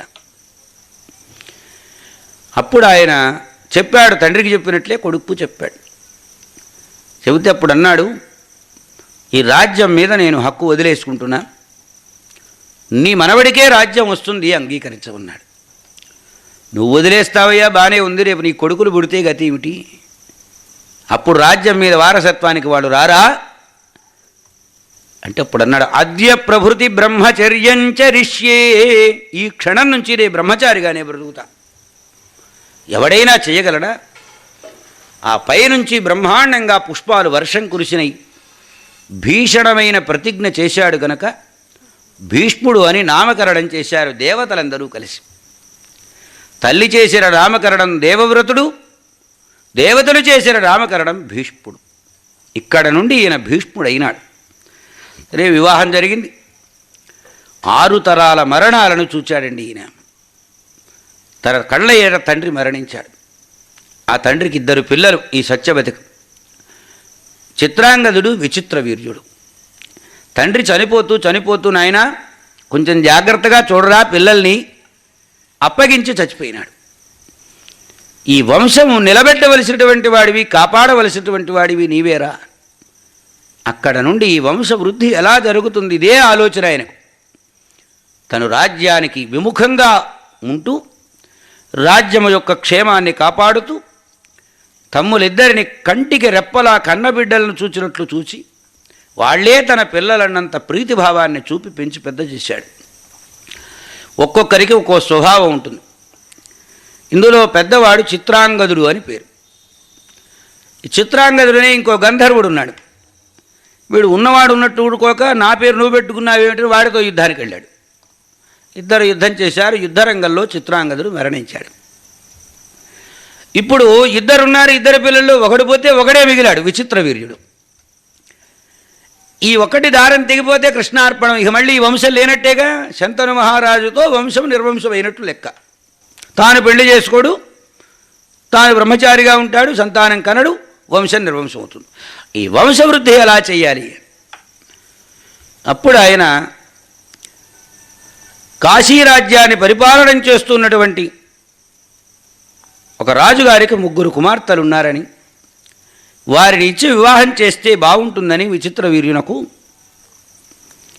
ప్రయత్నం చేసి స్వయంవరం ప్రకటించిన చోటికి వెళ్ళి తన తమ్ముని కోసం ఆ 3 అపహరించి తీసుకొచ్చాడు రథమెక్కించి. తరువాత సాళ్వదేశాన్ని పరిపాలన చేసేటువంటి వాడు. ఇందులో ఒక అమ్మాయి అంబిక అని పెద్దమ్మాయి. ఆ అమ్మాయిని పెళ్లి చేసుకోవాలని అనుకున్నాడు. ఆ అబ్బాయిని పెళ్లి చేసుకోవాలని అంబిక అనే అమ్మాయి కూడా అనుకున్నది. స్వయంవరం అనేది నామినల్, అంటే రిజర్వ్డ్ పోస్టుకి నామినల్గా ఇంటర్వ్యూ జరిపినట్లుగా స్వయంవరం జరిపారులే అనుకొని వాడు వస్తే వాడి మెళ్ళో దండ వేద్దామని అనుకున్నది అమ్మాయి. ఎలాగానే పెడుతున్నా కదా, నా మెళ్ళలోనే దండ వేస్తుందిలే అనుకున్నాడు ఆ అబ్బాయి. ఇది ప్రేమ వివాహం, కానీ అరేంజ్డ్ మ్యారేజ్ లాగా కనపడాలని ప్రయత్నం చేశారు వాళ్ళు. సరే వచ్చారు, స్వయంవర మంటపంలో కూర్చున్నారు. వీళ్ళందరినీ ఎదిరించి ఆ 3 ఎత్తుకుని బయలుదేరాడు భీష్ముడు. తప్పా ఉప్పా అనే విషయాలు పక్కన పెట్టండి. జీవితంలో తప్పు చేసేవాడు ఉంటాడు, అది ప్రయత్నపూర్వకంగా చేసేవాడు ఉంటాడు, అత్యావశ్యకమై చేసేవాడు ఉంటాడు. ఇక్కడ భీష్ముని దృష్టిలో కన్యలను అపహరించడం అనేది దోషమనే తెలిసినప్పటికీ, అపహరించకూడదని తెలిసినా వాళ్ళకి ఏం తక్కువ? ఒక రాజ్యాన్ని పరిపాలన చేసేటువంటి ఒక రాజకుమారుణ్ణి వివాహం చేసుకోబోతున్నారు. ఇంకొకరిని వివాహం చేసుకున్నా జరిగేది అదేగా. పైగా క్షత్రియులకు చెప్పినటువంటి రాక్షస వివాహ పద్ధతి ఏదైతే ఉందో ఇది యోగ్యమైనటువంటిది అని అప్పటికి ధర్మానికి సంబాళింపు చేసి పిల్లలను తీసుకొచ్చాడు. ఈ వెనక కథంతా తెలియదుగా ఆయనకు. వాళ్ళిద్దరు ప్రేమించుకున్నారు, పెళ్లి చేసుకోవడానికి సిద్ధపడ్డారు. ఊరికే అరేంజ్డ్ మ్యారేజ్ కాదు ఇది, రిజర్వ్డ్ మ్యారేజే అని అనుకోలేదుగా. దాని వలన ప్రమాదం వచ్చింది. ఈ అంబిక, అంబాలిక, అంబ అనబడేటువంటి 3లో అంబిక, అంబాలిక ఇద్దరు ఒప్పుకున్నారు, పెళ్లి చేసుకుంటామన్నారు. ఈ అంబ ఒప్పుకోలేదు. నేను ఫలానా వాడిని ప్రేమించాను కాబట్టి నేను వెళ్ళిపోతానని. ఇప్పుడు భీష్ముడికి ఇంత పచ్చి వెలక్కాయ గొంతులో పడ్డది. చూస్తూ చూస్తూ ఈ అమ్మాయిని పెళ్లి చేసుకో అనడానికి వీల్లేదు, అట్లాగని వదిలేయడానికి వీల్లేదు. ఎందుకంటే నా మనస్సు ఇతర పురుషుల మీద ఉన్నది అన్నప్పుడు నా తమ్ముండే పెళ్లి చేసుకొని ఎలా అనగలడు ఆయన? అందుకని మర్యాదగా ఏం చేశాడంటే చీరే సారా ఇచ్చి ఒక ఆడబడుచులాగా ఆ సాళ్వ మహారాజుకు పంపించాడు. పంపిస్తే వాడన్నాడు దౌర్భాగ్యుడు, ఒక పురుషుడు నిన్ను చెరబట్టి తీసుకువెడితే నిన్ను ఎలా స్వీకరిస్తానన్నాడు. ప్రేమ వివాహాలు ఎలా ఫెయిల్ అవుతాయో చూపించినటువంటి సన్నివేశం. ఏవి ప్రేమ? వయస్సులో పొంగులో ఉన్నటువంటి ప్రేమ పిచ్చి ప్రేమ కానీ నిజమైన ప్రేమ కాదు. ఆ తర్వాత అంబిక ఇక్కడికి వచ్చింది. ఇక్కడికి వచ్చి వాడు ఎట్లాగా స్వీకరించనున్నాడు కాబట్టి వాడు స్వీకరించకపోవడానికి నీవు చేసిన చర్య కారణం కనుక నువ్వు నన్ను పెళ్లి చేసుకోమంటుంది ఈమె. ఈయనంటాడు, అబ్బెబ్బే నేను ప్రతిజ్ఞ చేశాను బ్రహ్మచారిగా ఉంటానని, నేనెలా పెళ్లి చేసుకుంటానంటాడు ఈయన. ప్రేమించిన వాడికి ప్రియురాలక్కర్లేదు. ప్రియుడు వద్దు అనగానే ప్రియురాలు ఆ మనస్సు మార్చుకొని ఏదో ఒక పురుషుడిని వివాహం చేసుకోవాలని సిద్ధమవుతుంది. ఇది ప్రేమ యొక్క స్వరూప స్థితి. యవ్వనంలో ఉన్నటువంటి వారి ప్రేమ స్థితి చూపించారు కథలో. ఆ తరువాత ఈ అంబ వాడు వెళ్ళగొట్టాడు, ఈయన చేసుకోరన్నాడు. తమ్ముడికి కూడా చేసుకుంటానని ఆయన అంగీకరించలేకపోయినాడు. ఈ దౌర్భాగ్యం నా తమ్ముడికి కట్టబెట్టడం ఏమిటని ఆమె బయలుదేరి వెళ్ళి విద్య నేర్పినటువంటి పరశురాముడి దగ్గరికి వెళ్ళింది. ఆమె ఒక బ్రాహ్మణ సహాయంతో పరశురాముడి స్నేహితుడు ఒకడు ఉంటే ఈ విషయం తెలియకుండగా ఈమె నాకు శరణు రక్షణ ఇవ్వమని కోరి వంచనాత్మకంగా ఆయన్ని ఒప్పించింది. అలాగే నన్ను అంగీకరించాడు. అయ్యా, నాకు అన్యాయం జరిగింది మీ శిష్యుడు భీష్ముడి వలనని అప్పుడు చెప్పింది. నాలుగు ఖర్చుకున్నాడు, అయినా మాట ఇచ్చాడు కనుక యుద్ధానికి వచ్చాడు. గురువుగారిని కూడా చూడలేదు. శరీరమంతా ఛిద్రమైపోయేటట్టుగా అస్త్రప్రయోగం చేశాడు, బాణప్రయోగం. పరశురాముడంతటి వాడు కాడి బారేసి నా వల్ల కాదని 21 పర్యాయము క్షత్రియ వంశాలను సర్వనాశనం చేసిన పరశురాముడు, భార్గవరాముడు గండ్రగొడ్డలి బుధాన పెట్టుకుని తలలు నరికేసినటువంటి వాడు మాట్లాడకుండా తలకాయ ఉంచుకొని వెళ్ళిపోయినాడు నా వల్ల కాదని. రెంటికి జడిన రేవడి చందమైంది ఆమె పని. ఈశ్వరుడి కోసం తపస్సు చేసింది, స్త్రీగా పుట్టింది. ఇప్పుడు లక్ష్యం ఒక్కటే, భీష్ముడిని నేను సంహరించాలే. ఇదొక్కటే కోరిక. అంటే భీష్ముడు నా జీవితం ఇలా కావడానికి కారణం కాబట్టి వాడిని చంపేంతటి శక్తివంతురాలి నేను కావాలి. భీష్ముడు చావడం అనేది అంత తేలికైన విషయం కాదు. ఆయనకి స్వచ్ఛంద మరణం వరంగా ఇచ్చింది గంగాదేవి తల్లి. అందువలన పరమేశ్వరుడి కోసం తపస్సు చేస్తే పరమేశ్వరుడు ప్రత్యక్షమై నీకేం కావాలి కోరమన్నాడు. నేను భీష్ముడిని చంపాలే, అట్టి వరం ఇవ్వమన్నది. నువ్వనుకున్నంత తేలిగ్గా చావడు. అయితే ఒక ఉపాయం చెబుతాను, ఆ ఉపాయాన్ని నీవు అనుసరించినట్లయితే భీష్ముడి మరణానికి నీవు కారకురాలు అవుతావు అని. అయితే చెప్పండి. అప్పుడేం చేశాడంటే ఈశ్వరుడు, నీవు స్త్రీగా ఉన్నావు, ఇప్పుడు నిన్ను తీసుకుని వెళ్ళి ఒక రాజుగారికి అప్పగిస్తా. పురుషుడి రాగా ఆ రాజుగారి నిన్ను పెంచుతాడు. నీవు పురుషుడు అవుతావు కనుక స్త్రీగా ఉండి పురుషుడైనటువంటి వాడితో భీష్ముడు యుద్ధం చేయడు. నీతో యుద్ధం చేయడు కనుక అస్త్రసన్యాసం చేస్తాడు, భీష్ముడు పతనమవుతాడు అని మొత్తం ప్రణాళికంతా చెప్పి ఈ అమ్మాయిని తీసుకుని వచ్చి మీ బిడ్డగా జన్మిస్తుందని ఆ ద్రుపద మహారాజుకు అప్పగించాడు. ఆ ద్రుపదుని ఇంట ఆడపిల్లగా వచ్చి మగపిల్లవాడిగా పెంచమని ఈశ్వరుని ఆజ్ఞ అయితే కాదనలేక మగపిల్లవాడి వేషం వేసి మగపిల్లవాడిగా పెంచాడు. ఈ మగపిల్లవాడికి పెళ్లి చేయాలి. ఎట్లా పెళ్ళి? మగపిల్లవాడు కాదు, తన ఆ రహస్యం తెలుసు.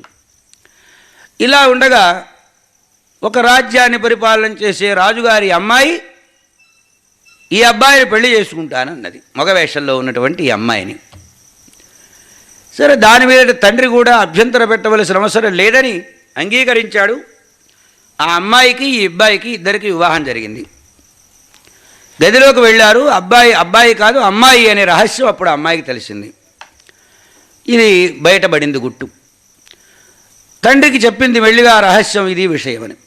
ఆయన ఈ రాజ్యం మీదకి దండెత్తి వచ్చాడు. వాడు అర్ధరాత్రప్పుడు ఇంట్లో నుంచి పారిపోయింది అమ్మాయి. పారిపోయిన తర్వాత ఒక యక్షుడు ఒక సరస్సులో విహారం చేస్తూ ఉన్నాడు.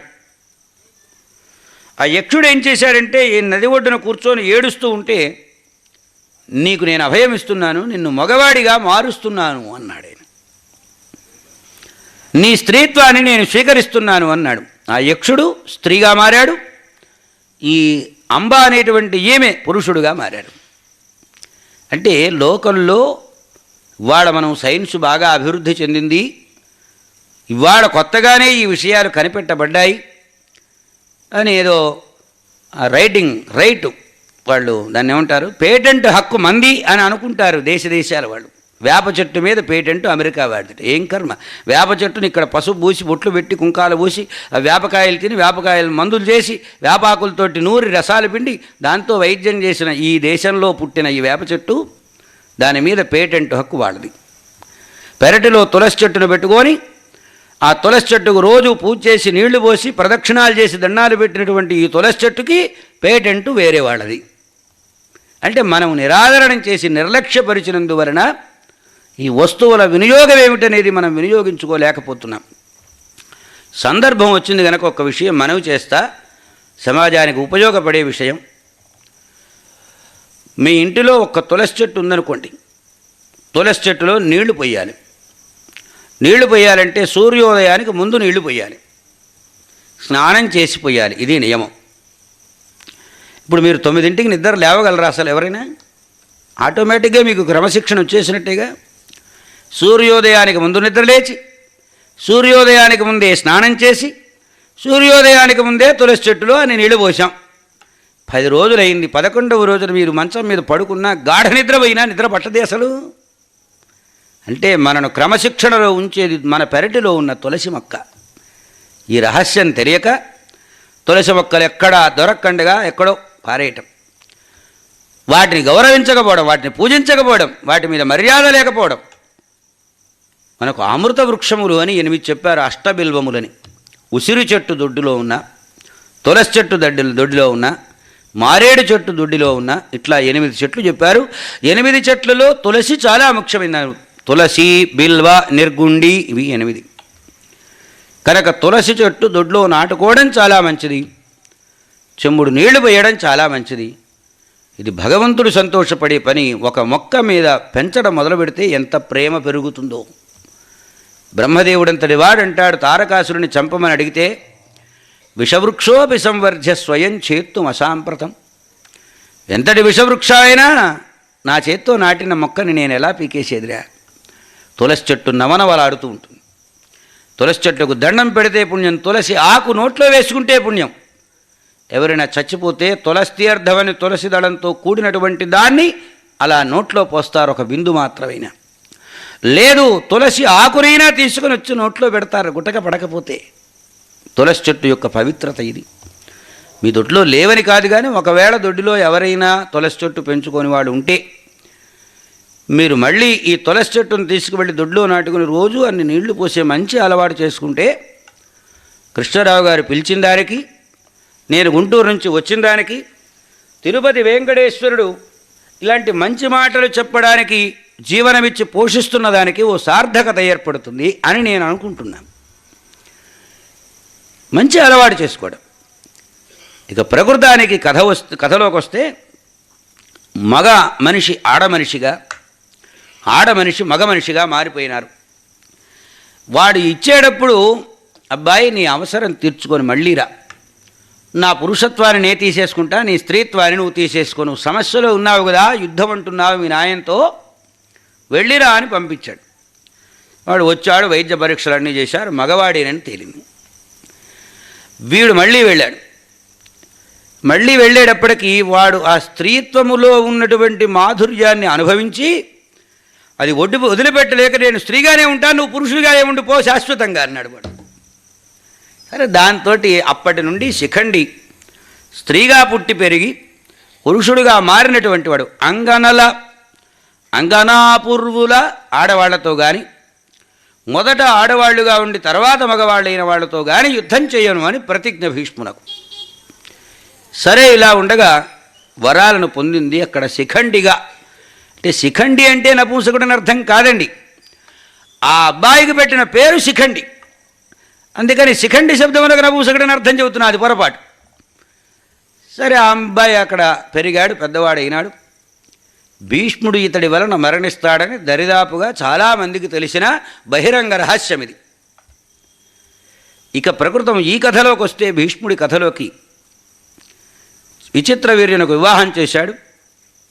2 భార్యలు, వాడికి రాత్రి పగలు తేడా లేదు. లడ్డూ లాంటి పెళ్ళాలు దొరికారని పగలు రాత్రి సంసారం చేసి చేసి చేసి వాడికి క్షయవ్యాధి తెచ్చుకున్నాడు. అంటే అతి సంయోగాత్ క్షయవ్యాధి, చరక సంహితలో చెప్పారు ఈ మాట. ఏదైనా అతిగా ఉండకూడదు, మితిగా ఉండాలి, హితమైందిగా ఉండాలి అని చెబుతుంది శాస్త్రం. వీడు అతిగా సంయోగం చేయడం వలన క్షయవ్యాధి వచ్చింది, హార్ట్ పేషెంట్ అయినాడు, కళ్ళు మనం దగ్గుతున్నాడు, కొంతకాలానికి చచ్చిపోయినాడు, సంతానం లేదు. ఇక్కడికి మళ్ళీ వంశ నిర్వంశ స్థితి ఏర్పడింది. తల్లి సత్యవతి అడిగింది భీష్ముడిని పిలిచిన, ఆయన ఇద్దరున్నారా, వాళ్ళు సంతానహీనులై ఉన్నారు, నీ తమ్ముళ్ళు ఇద్దరూ చచ్చారు, ఒకడు యుద్ధంలో చచ్చాడు, రెండవ వాడు ఇలా చచ్చాడు, కనుక నీవు వాళ్ళను దగ్గర చేర్చి ఎలాగైనా సరే వాళ్లకు సంతానాన్ని ప్రసాదించరా, వంశం నిలబడుతుందిరా. బ్రతివిలాడితే భీష్ముడు అన్నాడు, అద్య ప్రభృతి బ్రహ్మచర్యం చరిష్యే.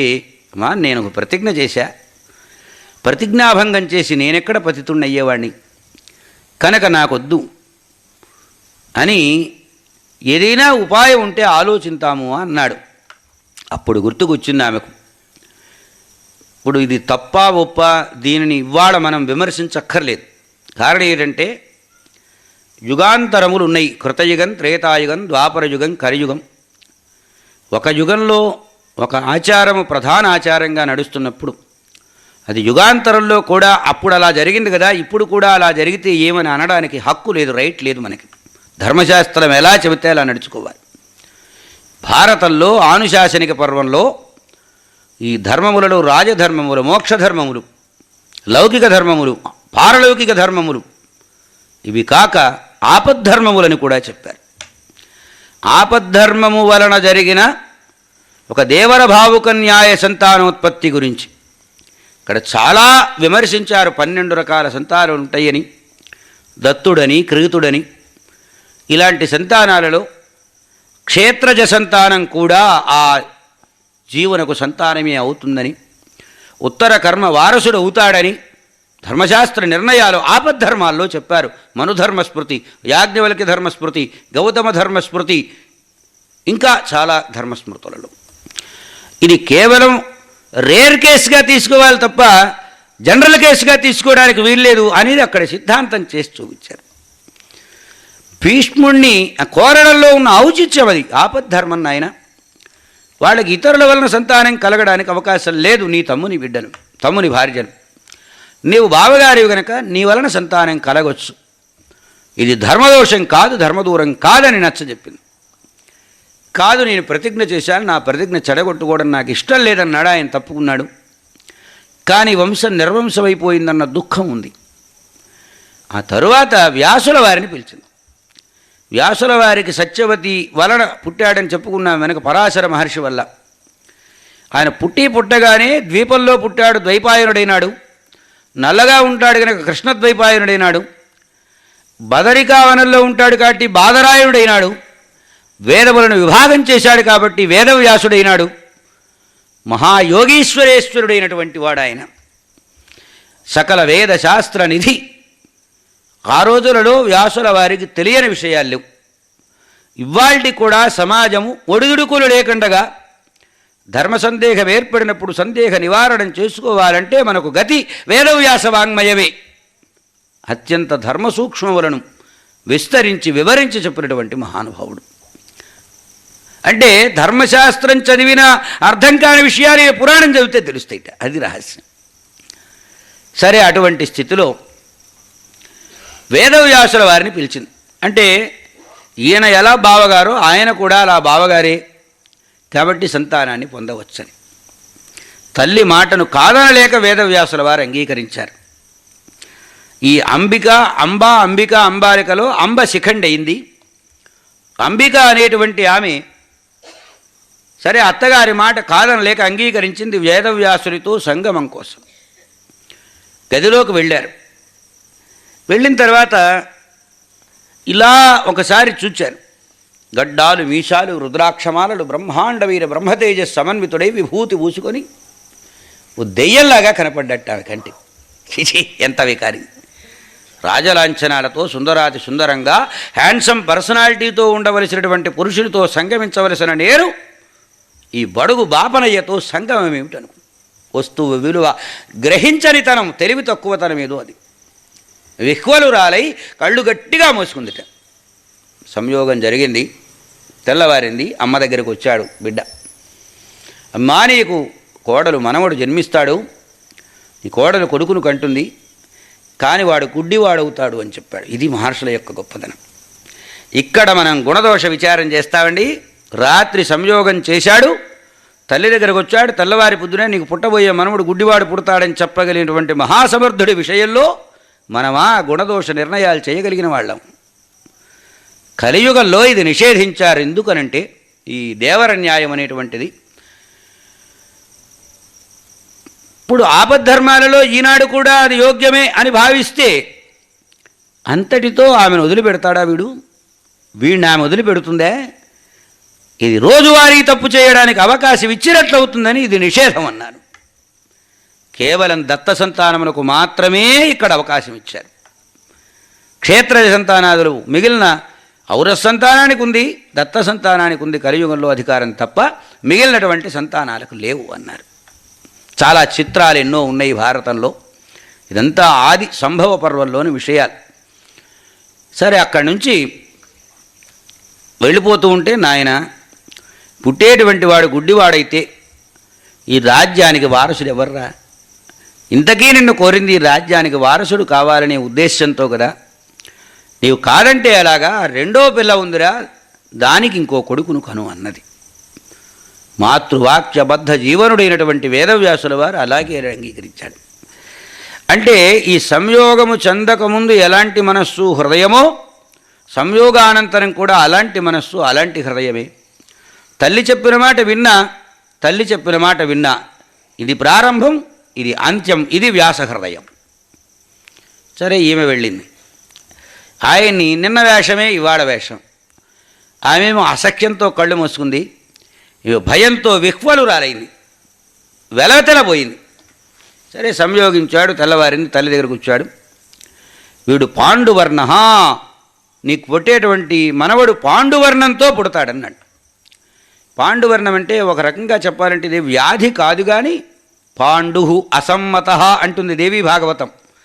చూచినవాడు ఏమిట్రా ఇంత వికారంగా ఉన్నాడు అనుకుంటారు. అంటే తెల్లగా ముగ్గుబుట్టలోంచి పైకి తీసినవాడు ఎట్లా ఉంటాడో అట్లా ఉంటాడు ఆయన పాండు మహారాజు. అందుకని పాండు అసమ్మత, లోకంలో చూచేటువంటి చూపరులకు ఎవ్వరికీ కంటికి ఇంపుగా కనబడేటువంటి రూపం పాండు మహారాజుది. సరే, అంబాలిక ఇద్దరికి సంతానం కలిగారు. చెప్పాడు ఇటువంటి వాడు పుడతాడని. ఒరే నాయన, ఏం చేయాలిరా అని పెద్ద కోడల్ని పిలిచి మళ్ళీ నచ్చజెప్పిన, అమ్మా ఈ వంశాన్ని నిలపాలే, ఎలాగైనా సరే నీవు అంగీకరించో కొడుకును కను అని మళ్ళీ బ్రతిమిలాడితే ఇది కూడా ఆపద్ధర్మమే.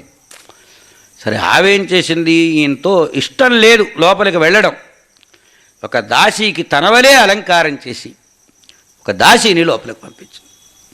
అంటే దైవయోగము వ్యాసుల వారి వలన 3 సంతానం సుఖయోగిందుడు కాక జన్మించవలసిన యోగం ఉన్నది. అందుకని ఘటనలు ఇలా తటస్థించినాయి. ఇవి మహాత్ములు మహాయోగులైనటువంటి వారి చరిత్రలోని కథలు. సరే, అప్పుడు ఆమె వెళ్ళి అర్ఘ్యపాద్యాది పూజా విధుల చేత అర్చించి ఒక వివాహం చేసుకున్నటువంటి భర్తతో ఎంత ప్రీతిగా శోభనం గదిలో ఒక కన్య ముత్తైదు ఎలా కాపురం చేస్తుందో అలా చేసింది.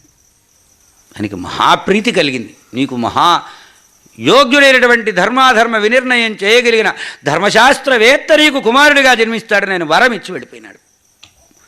కానీ జన్మించినది శూద్రగర్భమునందు జన్మించాడు. శూద్రుడైనాడు. ధృతరాష్ట్రునకు బోధ చేశాడు. పాండురాజునకు ధర్మాధర్మ విచక్షణ నేర్పాడు. ధర్మరాజు గారికి పక్షాన నిలిచి ఉన్నది ఆ పక్షానైనా నిరంతర ధర్మకాంక్ష కలిగినటువంటి వాడి ధర్మరాజు జయాన్ని కాంక్షించాడు. ఇది విదురుని పాత్ర, అది ధృతరాష్ట్రుని పాత్ర. ఏమంటే భీష్ముని గురించి చెబుతారని ఈ కథంతా ఎందుకు చెబుతారంటే, అప్పుడు ఇప్పుడు ఎప్పుడు ఈ వంశం వృద్ధి కావాలి అని భీష్ముడు కాచు కూర్చున్నాడు. కాపు కాసినటువంటి వాడు. ఆ తరువాత శంతను మహారాజు వెళ్ళిపోయినాడు. చిత్రాంగద విచిత్ర వీర్యులు వెళ్ళిపోయినారు. అలాగే శంతను మహారాజు అన్నలుగా ఉన్నటువంటి వాళ్ళు కూడా వెళ్ళిపోయినారు. అంటే 1-2 తరాల మనుష్యులు తన కళ్ళ ఎదుట తాను చూస్తుండగా మరణించారు. పాండు మహారాజు వివాహం చేశాడు. పాండు మహారాజు కూడా తన కళ్ళ ఎదుట మరణించాడు. ఇది 3వ తరం. ఇక 4వ తరం వచ్చేటప్పటికి కురుక్షేత్ర మహాసంగ్రామం. ఇవాళ ప్రకృత కథలోకి వచ్చాం. ఇప్పుడు ఏమైందంటే యుద్ధానికి అంతా అటు ఇటు సిద్ధమైంది. అటువారు ఇటువారు సిద్ధంగా ఉన్నారు. ఉన్నట్లుండి ఒకచోట కలకలం ఏర్పడింది. ఏమిటిది ఆలోచించి కృష్ణుడు అర్జునుడు ఇలా చూచాడు. చూస్తే ధర్మరాజు గారు తన రథంలో నుంచి అలా కిందకు దిగాట. ఏమిటి కిందకు దిగాడీనా, ఎందుకు దిగాడీనా ఆలోచనలో పడ్డారు. ఆలోచనలో పడితే గజగజ వణికిపోతున్నారు. యుద్ధానికి సిద్ధమైనటువంటి రాజుగారు ఎకాయకన శత్రుపక్షం వైపు నడిచి వెడితే శత్రువులు ఊరుకుంటారా? వాడి తలకాయ నరికి అవతల వారేరు. ఒకవేళ పొరపాటున తలకాయ నరికి పడేస్తే వాడు చచ్చిపోతాడు కదా. రాజు చేస్తే ఇక యుద్ధమే లేదుగా. అందుకని గజగజ వణికారు. అర్జునుడు అన్నాడు, బావా ఏమిటి విచిత్రం అన్నాడు. ఉండు చూడవు, కంగారు పడవోకు అన్నాడు. కృష్ణుడంతటి వాడు దిగాడు, అర్జునుడిని వెంట పెట్టుకున్నాడు. అటు భీమసేనుడు అందరూ కలిసి ధర్మరాజు వెనకాల పడ్డారు. ఎకాయకిన భీష్ముని దగ్గరికి వెళ్ళాడు. రెండు చేతులు అలా జోడించాడు, పాదములెంటి నమస్కారం చేశాడు. అప్పుడన్నాడు భీష్ముడు, ఒరే నాయనా, నువ్వు ఇప్పుడు వచ్చావు కాబట్టి నా మనస్సు చాలా సంతోషంగా ఉందిరా. నువ్వు గనక రాకపోయినట్లయితే నిన్ను శాపం పెట్టి ఉండేవాడిని అన్నాడు. అదేమిటి అంటే, ఇందాక చెప్పాను, శరీర ధర్మములు వేరు, మనోధర్మములు వేరు. అలా చూచుకోగలిగిన విభాగం తెలిసినటువంటి వాడు భీష్ముడు. ఆ రోజుల మనుష్యులు అలాంటి వారు. వీడు మనవడు.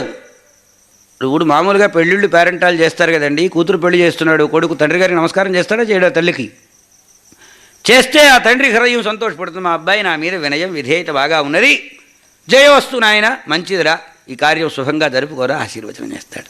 దండం పెట్టలేదనుకో, పైకి ఏమనకపోవచ్చు కానీ మనస్సు క్షోభిస్తుంది. ఈ క్షోభ ఆ వివాహం జరిగినటువంటి ఆ పిల్లల మీద పడుతుంది. చిన్న విషయం, చాలా సింపుల్ మెథడ్. ఇది గ్రహించాలి అందరూ.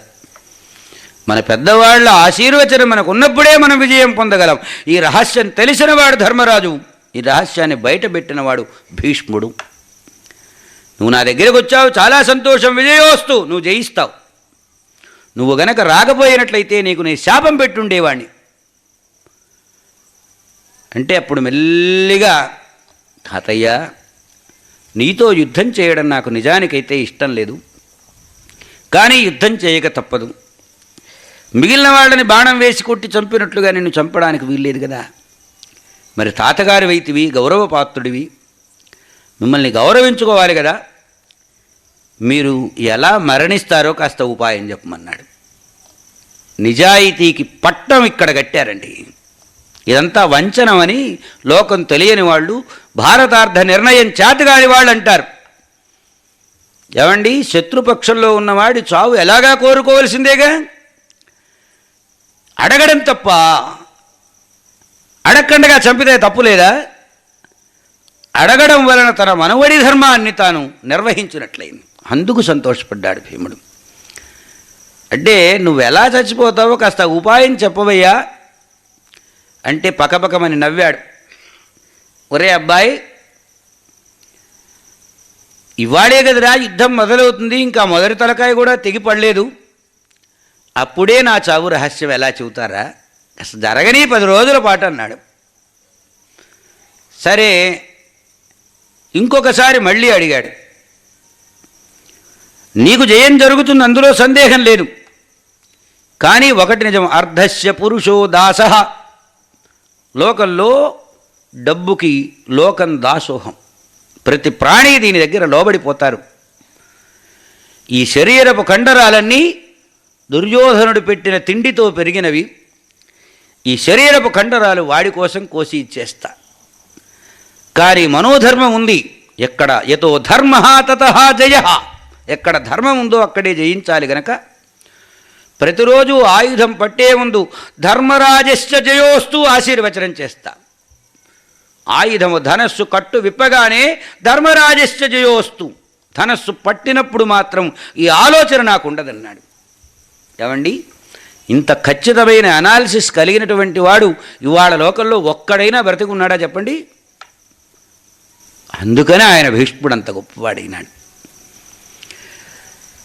అర్ధస్య పురుష దాస, ఈ శరీరం వాడిదిరా, మనస్సు నీది. ఇంత ఓపెన్ హార్ట్తో మాట్లాడగలిగిన వాడు ఎవడైనా ఉన్నాడా? ఓపెన్ హార్ట్తో ప్రవర్తించగలిగిన వాడు ఎవడైనా ఉన్నాడా అంటే చాలా సంతోషం తాతయ్య అని 2 చేతులు మళ్ళీ మరొక్కసారి జోడించి దండం పెట్టి పక్కనే ఉన్నటువంటి ద్రోణాచార్యుల వారి దగ్గరికి వెళ్ళాడు.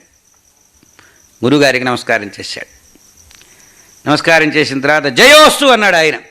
శిష్యుడు తన దగ్గర బాణాలు పట్టుకొని నేర్చుకున్నటువంటి వాడు, ప్రేమ ఉండదు. సరే నీకు జయం జరుగుతుందిరా అబ్బాయి. అంటే మీరు ఈ రంగంలో ఉన్నప్పుడు మిమ్మల్ని జయించి కదా నేను జయాన్ని పొందగలిగేది. మరి మీరు కూడా కాస్త ఎప్పటిదాకా యుద్ధం చేస్తారు, ఎప్పుడు చంపమంటారు, కాస్త ఈ ఉపాయం చెప్పండి అన్నాడు. ఇదే మాట అక్కడ అడిగితే ఆయన అన్నాడు, ఒరే అసలు యుద్ధం ప్రారంభం కావాలి కదరా, అయిన తర్వాత చూద్దాంలే, అప్పుడు చెబుతాను అంటూ ఆయన ఇదేమాట అర్ధస్య పురుషో దాస. సంపద, డబ్బుకి ప్రతివాడు లోబడిపోవలసిందే. జీవన భృతి కోసం దుర్యోధనుడి కొలువులో పనిచేశా, అందువలన ఈ శరీరం వాడిది, కండరాలు వాడి కోసం తరిగిపోస్తా, కానీ మనస్సు నీది. ఎందుకంటే నువ్వు ధర్మాత్ముడివి, ధర్మపురుషుడివి, నీకే విజయము తటస్థిస్తుంది అన్నాడు. సరే ఇది కూడా గ్రహించాడు. అయిన తర్వాత కృపాచార్యుల వారి దగ్గరికి వెళ్ళారు. ఆయనకి దండం పెట్టాడు. అర్జునుడు కృష్ణుడు తమాషా చూస్తున్నారు. కృష్ణుడు అర్జునుడు వంక చూసి చిరునవ్వులను చిందిస్తున్నాడు. భీముడు బిత్తరపోయి అలా నోరు తెరుచుకున్నాడు. అన్నగారిలో ఇంత తెలివితేటలున్నాయా అంటే అన్నగారికి తెలివితేటలు లేవని అభిప్రాయపడేవాడు కాదు, కానీ ఈ సన్నివేశం తల దిమ్మెరపోయింది భీముడంతటి వాడికి. ఆయన మొద్దు కొట్టుడే తప్ప విచక్షణతో ఆలోచించి చేసేది ఏదీ లేదు భీముడు. అన్నగారి యొక్క ఆ హృదయాన్ని గ్రహించి సంతోషపడ్డాడు, నిరుత్తరుడైనాడు. కృపాచార్యుల గారి దగ్గరికి వెళ్ళి దండం పెడితే జయోస్తు అన్నాడు ఆయన. అంటే జయం మరి మీ వలన నాకు జలాలి, మీరు చిరంజీవి, మీరు కూడా పక్కకి తప్పుకున్నప్పుడు కదా అంటే వాడు ఆయన అదే చెప్పాడు, అర్ధస్య పురుషో దాస.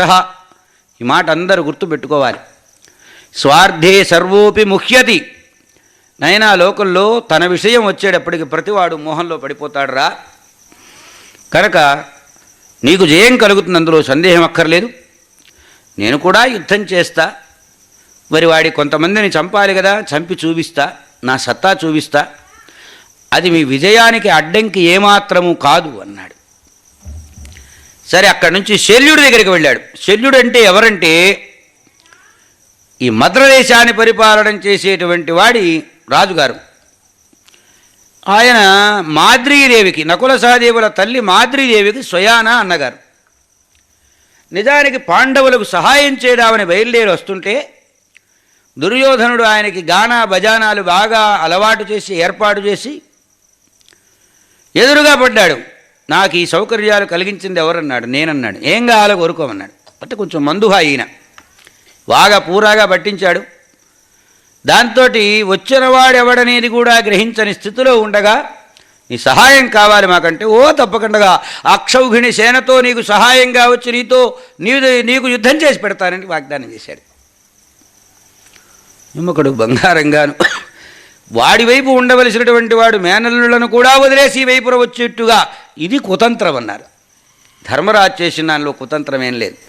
మనం రెండిని కూడా కలగాపులగం చేసి కాక్టైల్ చేసుకొని తాగడానికి అలవాటు పడ్డ జనాలం గనక మనకి ఇక్కడున్న ధర్మ సూక్ష్మం, అక్కడున్న ఆ అధర్మ విధేయత ఇవేవి తెలియవు మనకి.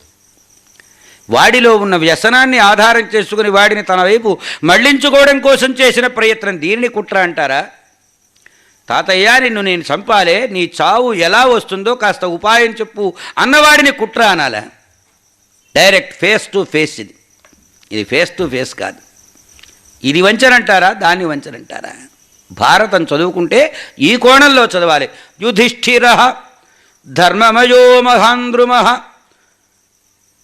స్కందోర్జున భీమసేనోస్య శాఖాః మాద్రీసుతౌ పుష్పఫలే ద్రుమస్య మూలం కృష్ణః బ్రహ్మచ బ్రాహ్మణాశ్చ. సరే అయిపోయింది. ఈయన కూడా అలాగే వరం ఇచ్చాడు. శల్యుడి దగ్గరికి వెళితే నాయన గుర్తుందిరా అన్నాడు. గుర్తుందిరా అంటే అటువైపు యుద్ధంలోకి వచ్చి గుర్తుందిరా అంటే ఏమిటి గుర్తుండడం? ఉద్యోగ పర్వంలో వస్తుంది.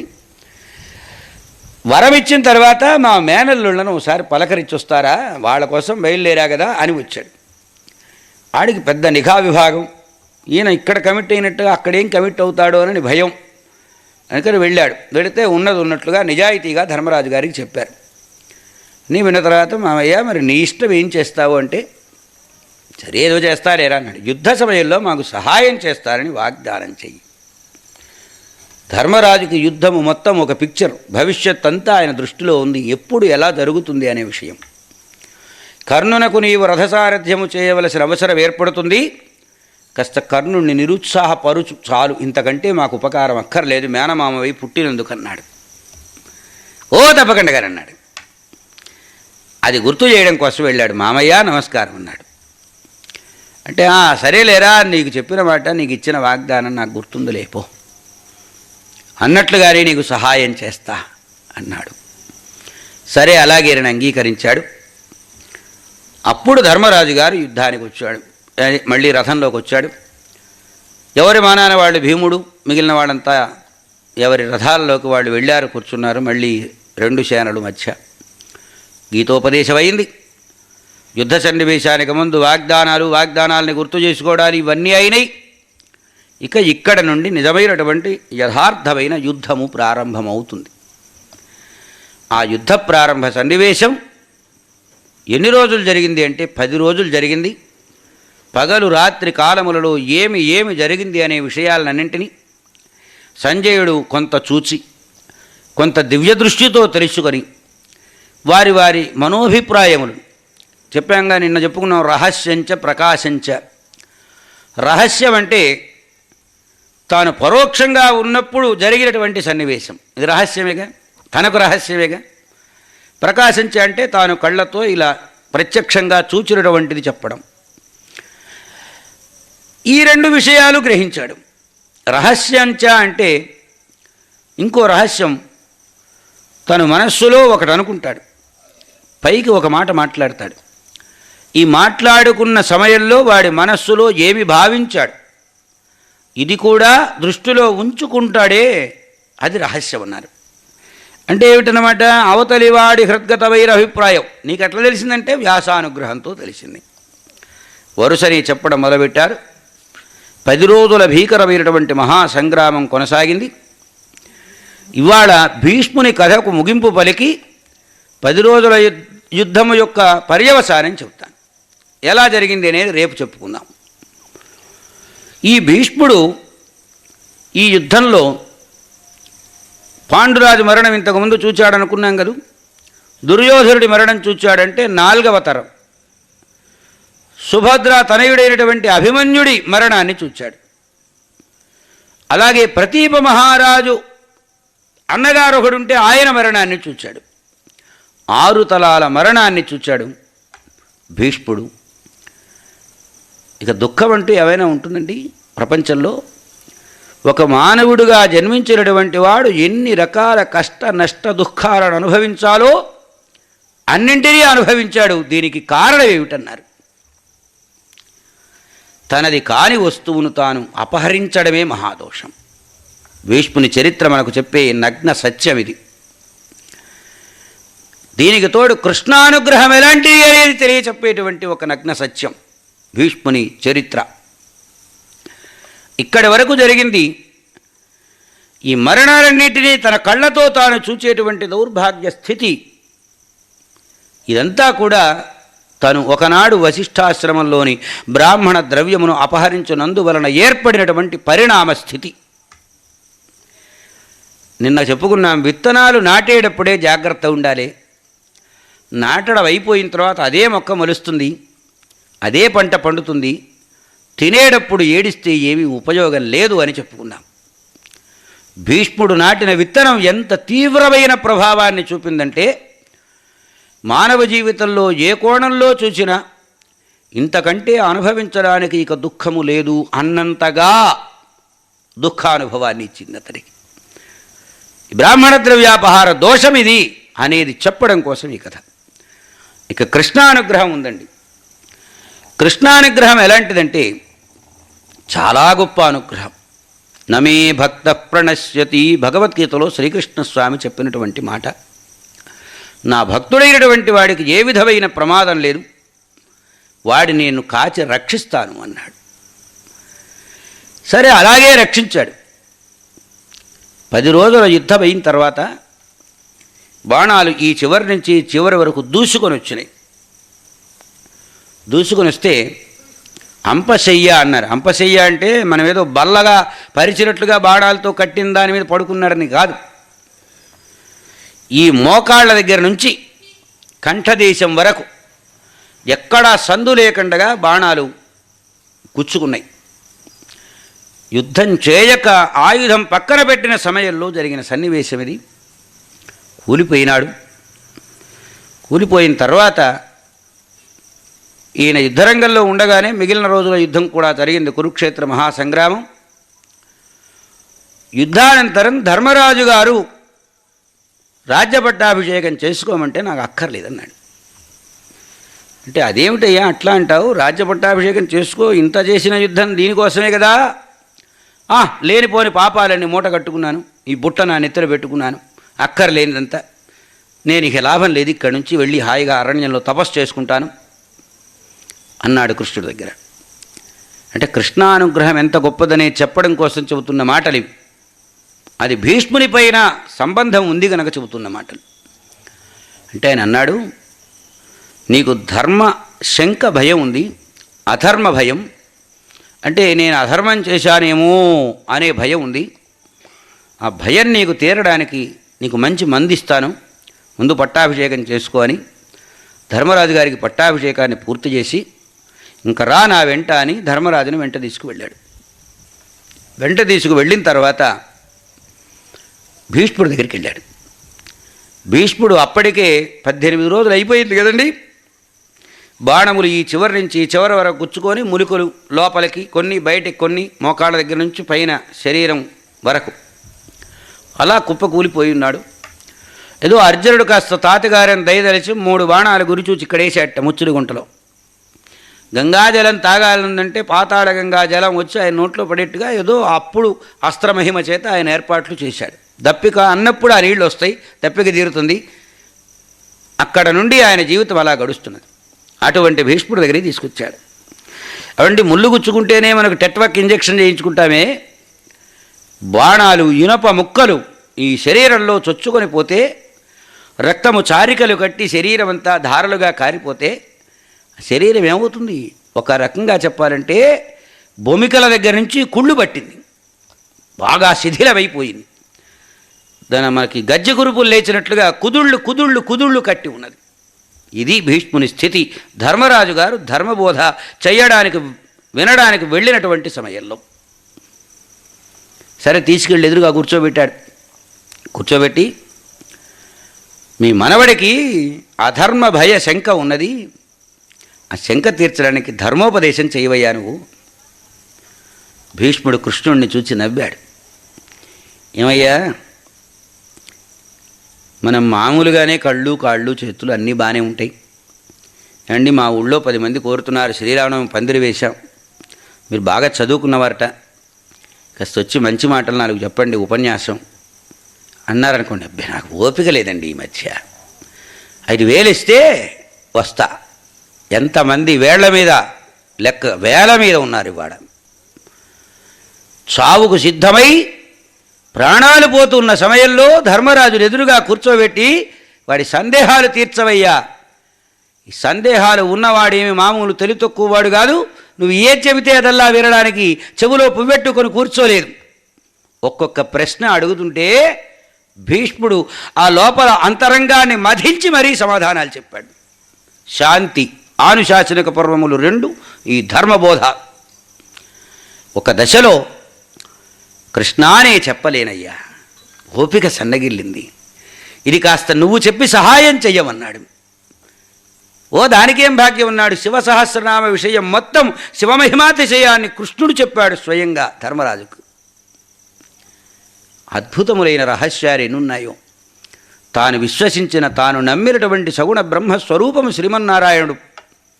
అటువంటి వాడిని తన నోటి మీదుగా ఆయన ఎదురుగా తాను ధర్మబోధ శివమహిమను చెప్పడం అనేది ఔచిత్యం కాదు గనక అదేదో నువ్వే చెప్పమన్నాడు. అంటే ఇప్పుడు ఈయన్ని తక్కువ చేసి ఆయన్ని ఎక్కువ చేసి చెప్పవలసిన పరిస్థితి తన నోటికి మీదుగా ఎందుకు? ఇది ఔచిత్య భంగం కలగకూడదని.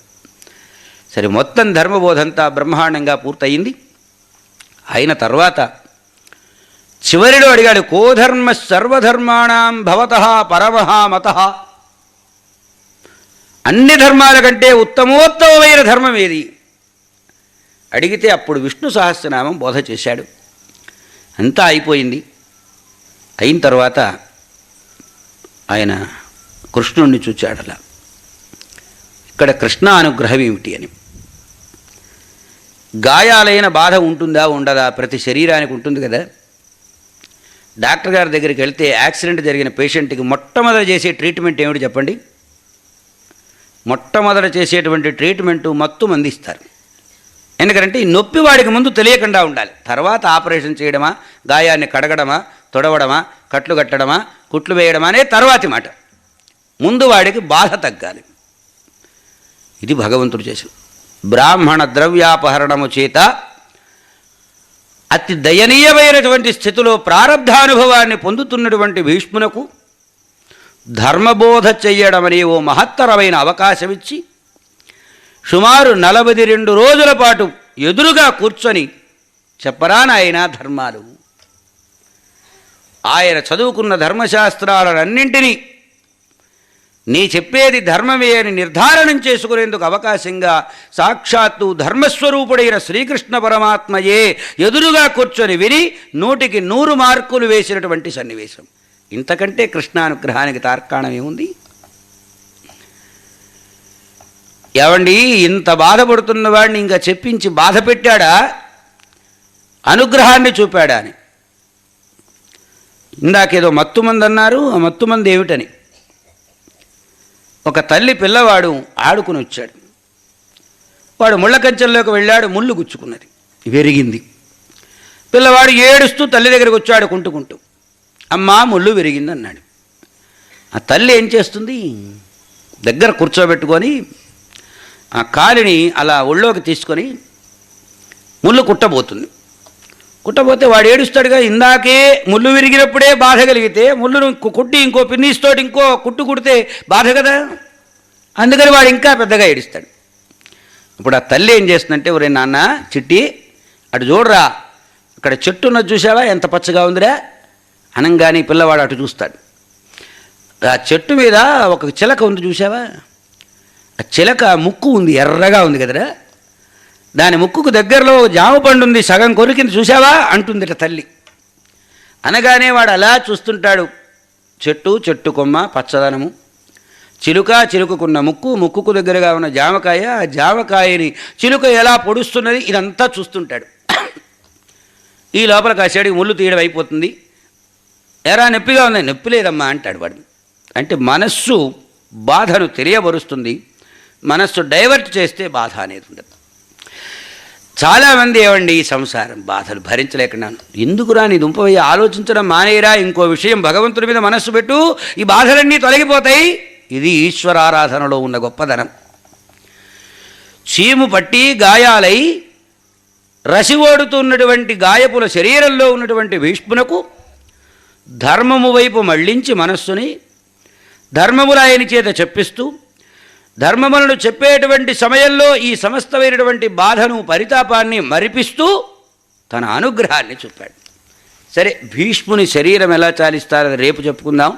పతనమే కాందే మోక్షం ఎక్కడ చెబుతాం. ఇక్కడ ఒక విషయం చెప్పాలి.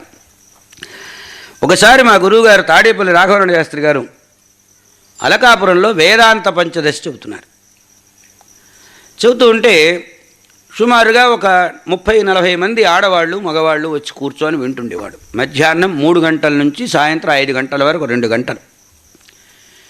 వారికి సెగ్గడ్డ బాగా ఈ దవడ లోపల లేచింది, పండ్లకి ఈ దవడ లోపల మధ్యలో. మాట్లాడేటప్పుడు కొంచెం బాగా శ్రమపడి మాట్లాడుతున్నారు. మాట్లాడుతుంటే, ఏమండి మీకు ఆ లోపల కురుపు లేచింది కదా, ఎందుకు శ్రమపడటం, ఓ 4 రోజులు ఆగి ఆ తగ్గిన తర్వాత చెబుదురు కానిలేండి, ఆ లోపల ఉన్నటువంటి పుండు తగ్గిన తర్వాత అన్నారు. అంటే వారన్నారు, ఈ మాత్రం సుఖపడటం మీకు ఇష్టం లేదా అన్నారు. అదేమిటి అలా అంటారు, మీరు ఈ పుండుతో బాధపడుతున్నారని కదా మేము చెప్పింది. మరి మీరు సుఖపడటం ఇష్టం లేని తన మాలో ఏం కనపడింది మీకు చెప్పమని అడిగారు. ఇప్పుడు నేను పురాణం మానేస్తా 2 గంటలు, ఈ నొప్పి ఏమైనా తగ్గుతుందే? తగ్గదుగా, ఈ నొప్పేగా. కనుక నొప్పి తగ్గనప్పుడు పురాణం చెబితేనే మంచిది కదా. పురాణం చెప్పడం వల్ల కొత్తగా వచ్చే నొప్పి ఏం లేదుగా.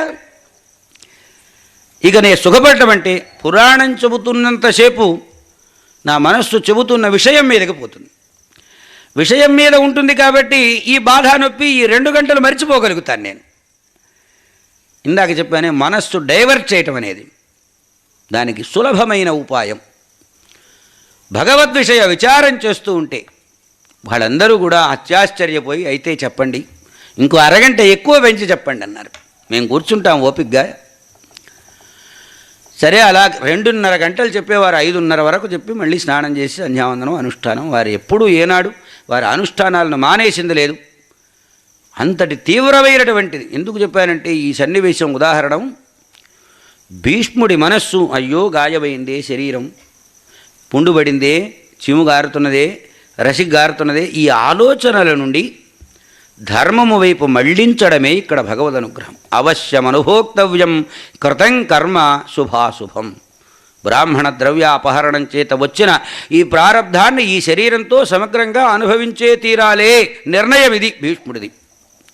దానికి భగవద్భక్తి ఉండడం వలన భగవత్ సహకారం ఎలాంటిది అంటే, ఇదిగో ఇలాంటిది భగవత్ సహకారం ఇలా ఉంటుంది అనేదాన్ని మనకు భీష్ముని కథలో సమగ్రంగా విస్తరించినప్పుడు బాగా అర్థమవుతుంది. ఇక భీష్ముడు 10 రోజులు ఎవరెవరితో ఎలా యుద్ధం చేశాడు, భీష్ముని మాటలేమిటి, దుర్యోధనుడి పరిస్థితి ఏమిటి, ధర్మరాజు పరిస్థితి ఏమిటి. ఒక చావు, అయ్యా ఎప్పుడు చచ్చిపోతావు ఒకసారి అడిగాడు, చెప్పలేదు. రెండోసారి డేరాలోకి వెళ్ళి దండం పెట్టి మరీ అడిగాడు. అప్పుడు ఉపాయం చెప్పాడంటారు. తన చావును తాను చెప్పడం అనేది అవతలివాడి పక్షంలో ఉండి ఎంతవరకు ధర్మం, ఈ ధర్మాధర్మ మీమాంసతో కూడినటువంటి అద్భుతములైన విషయాలు భీష్మ పర్వంలోని చరమభాగం. ఆ అంశాలను రేపు సవివరంగా చెప్పుకుందాం. ఈరోజుకు సెలవు.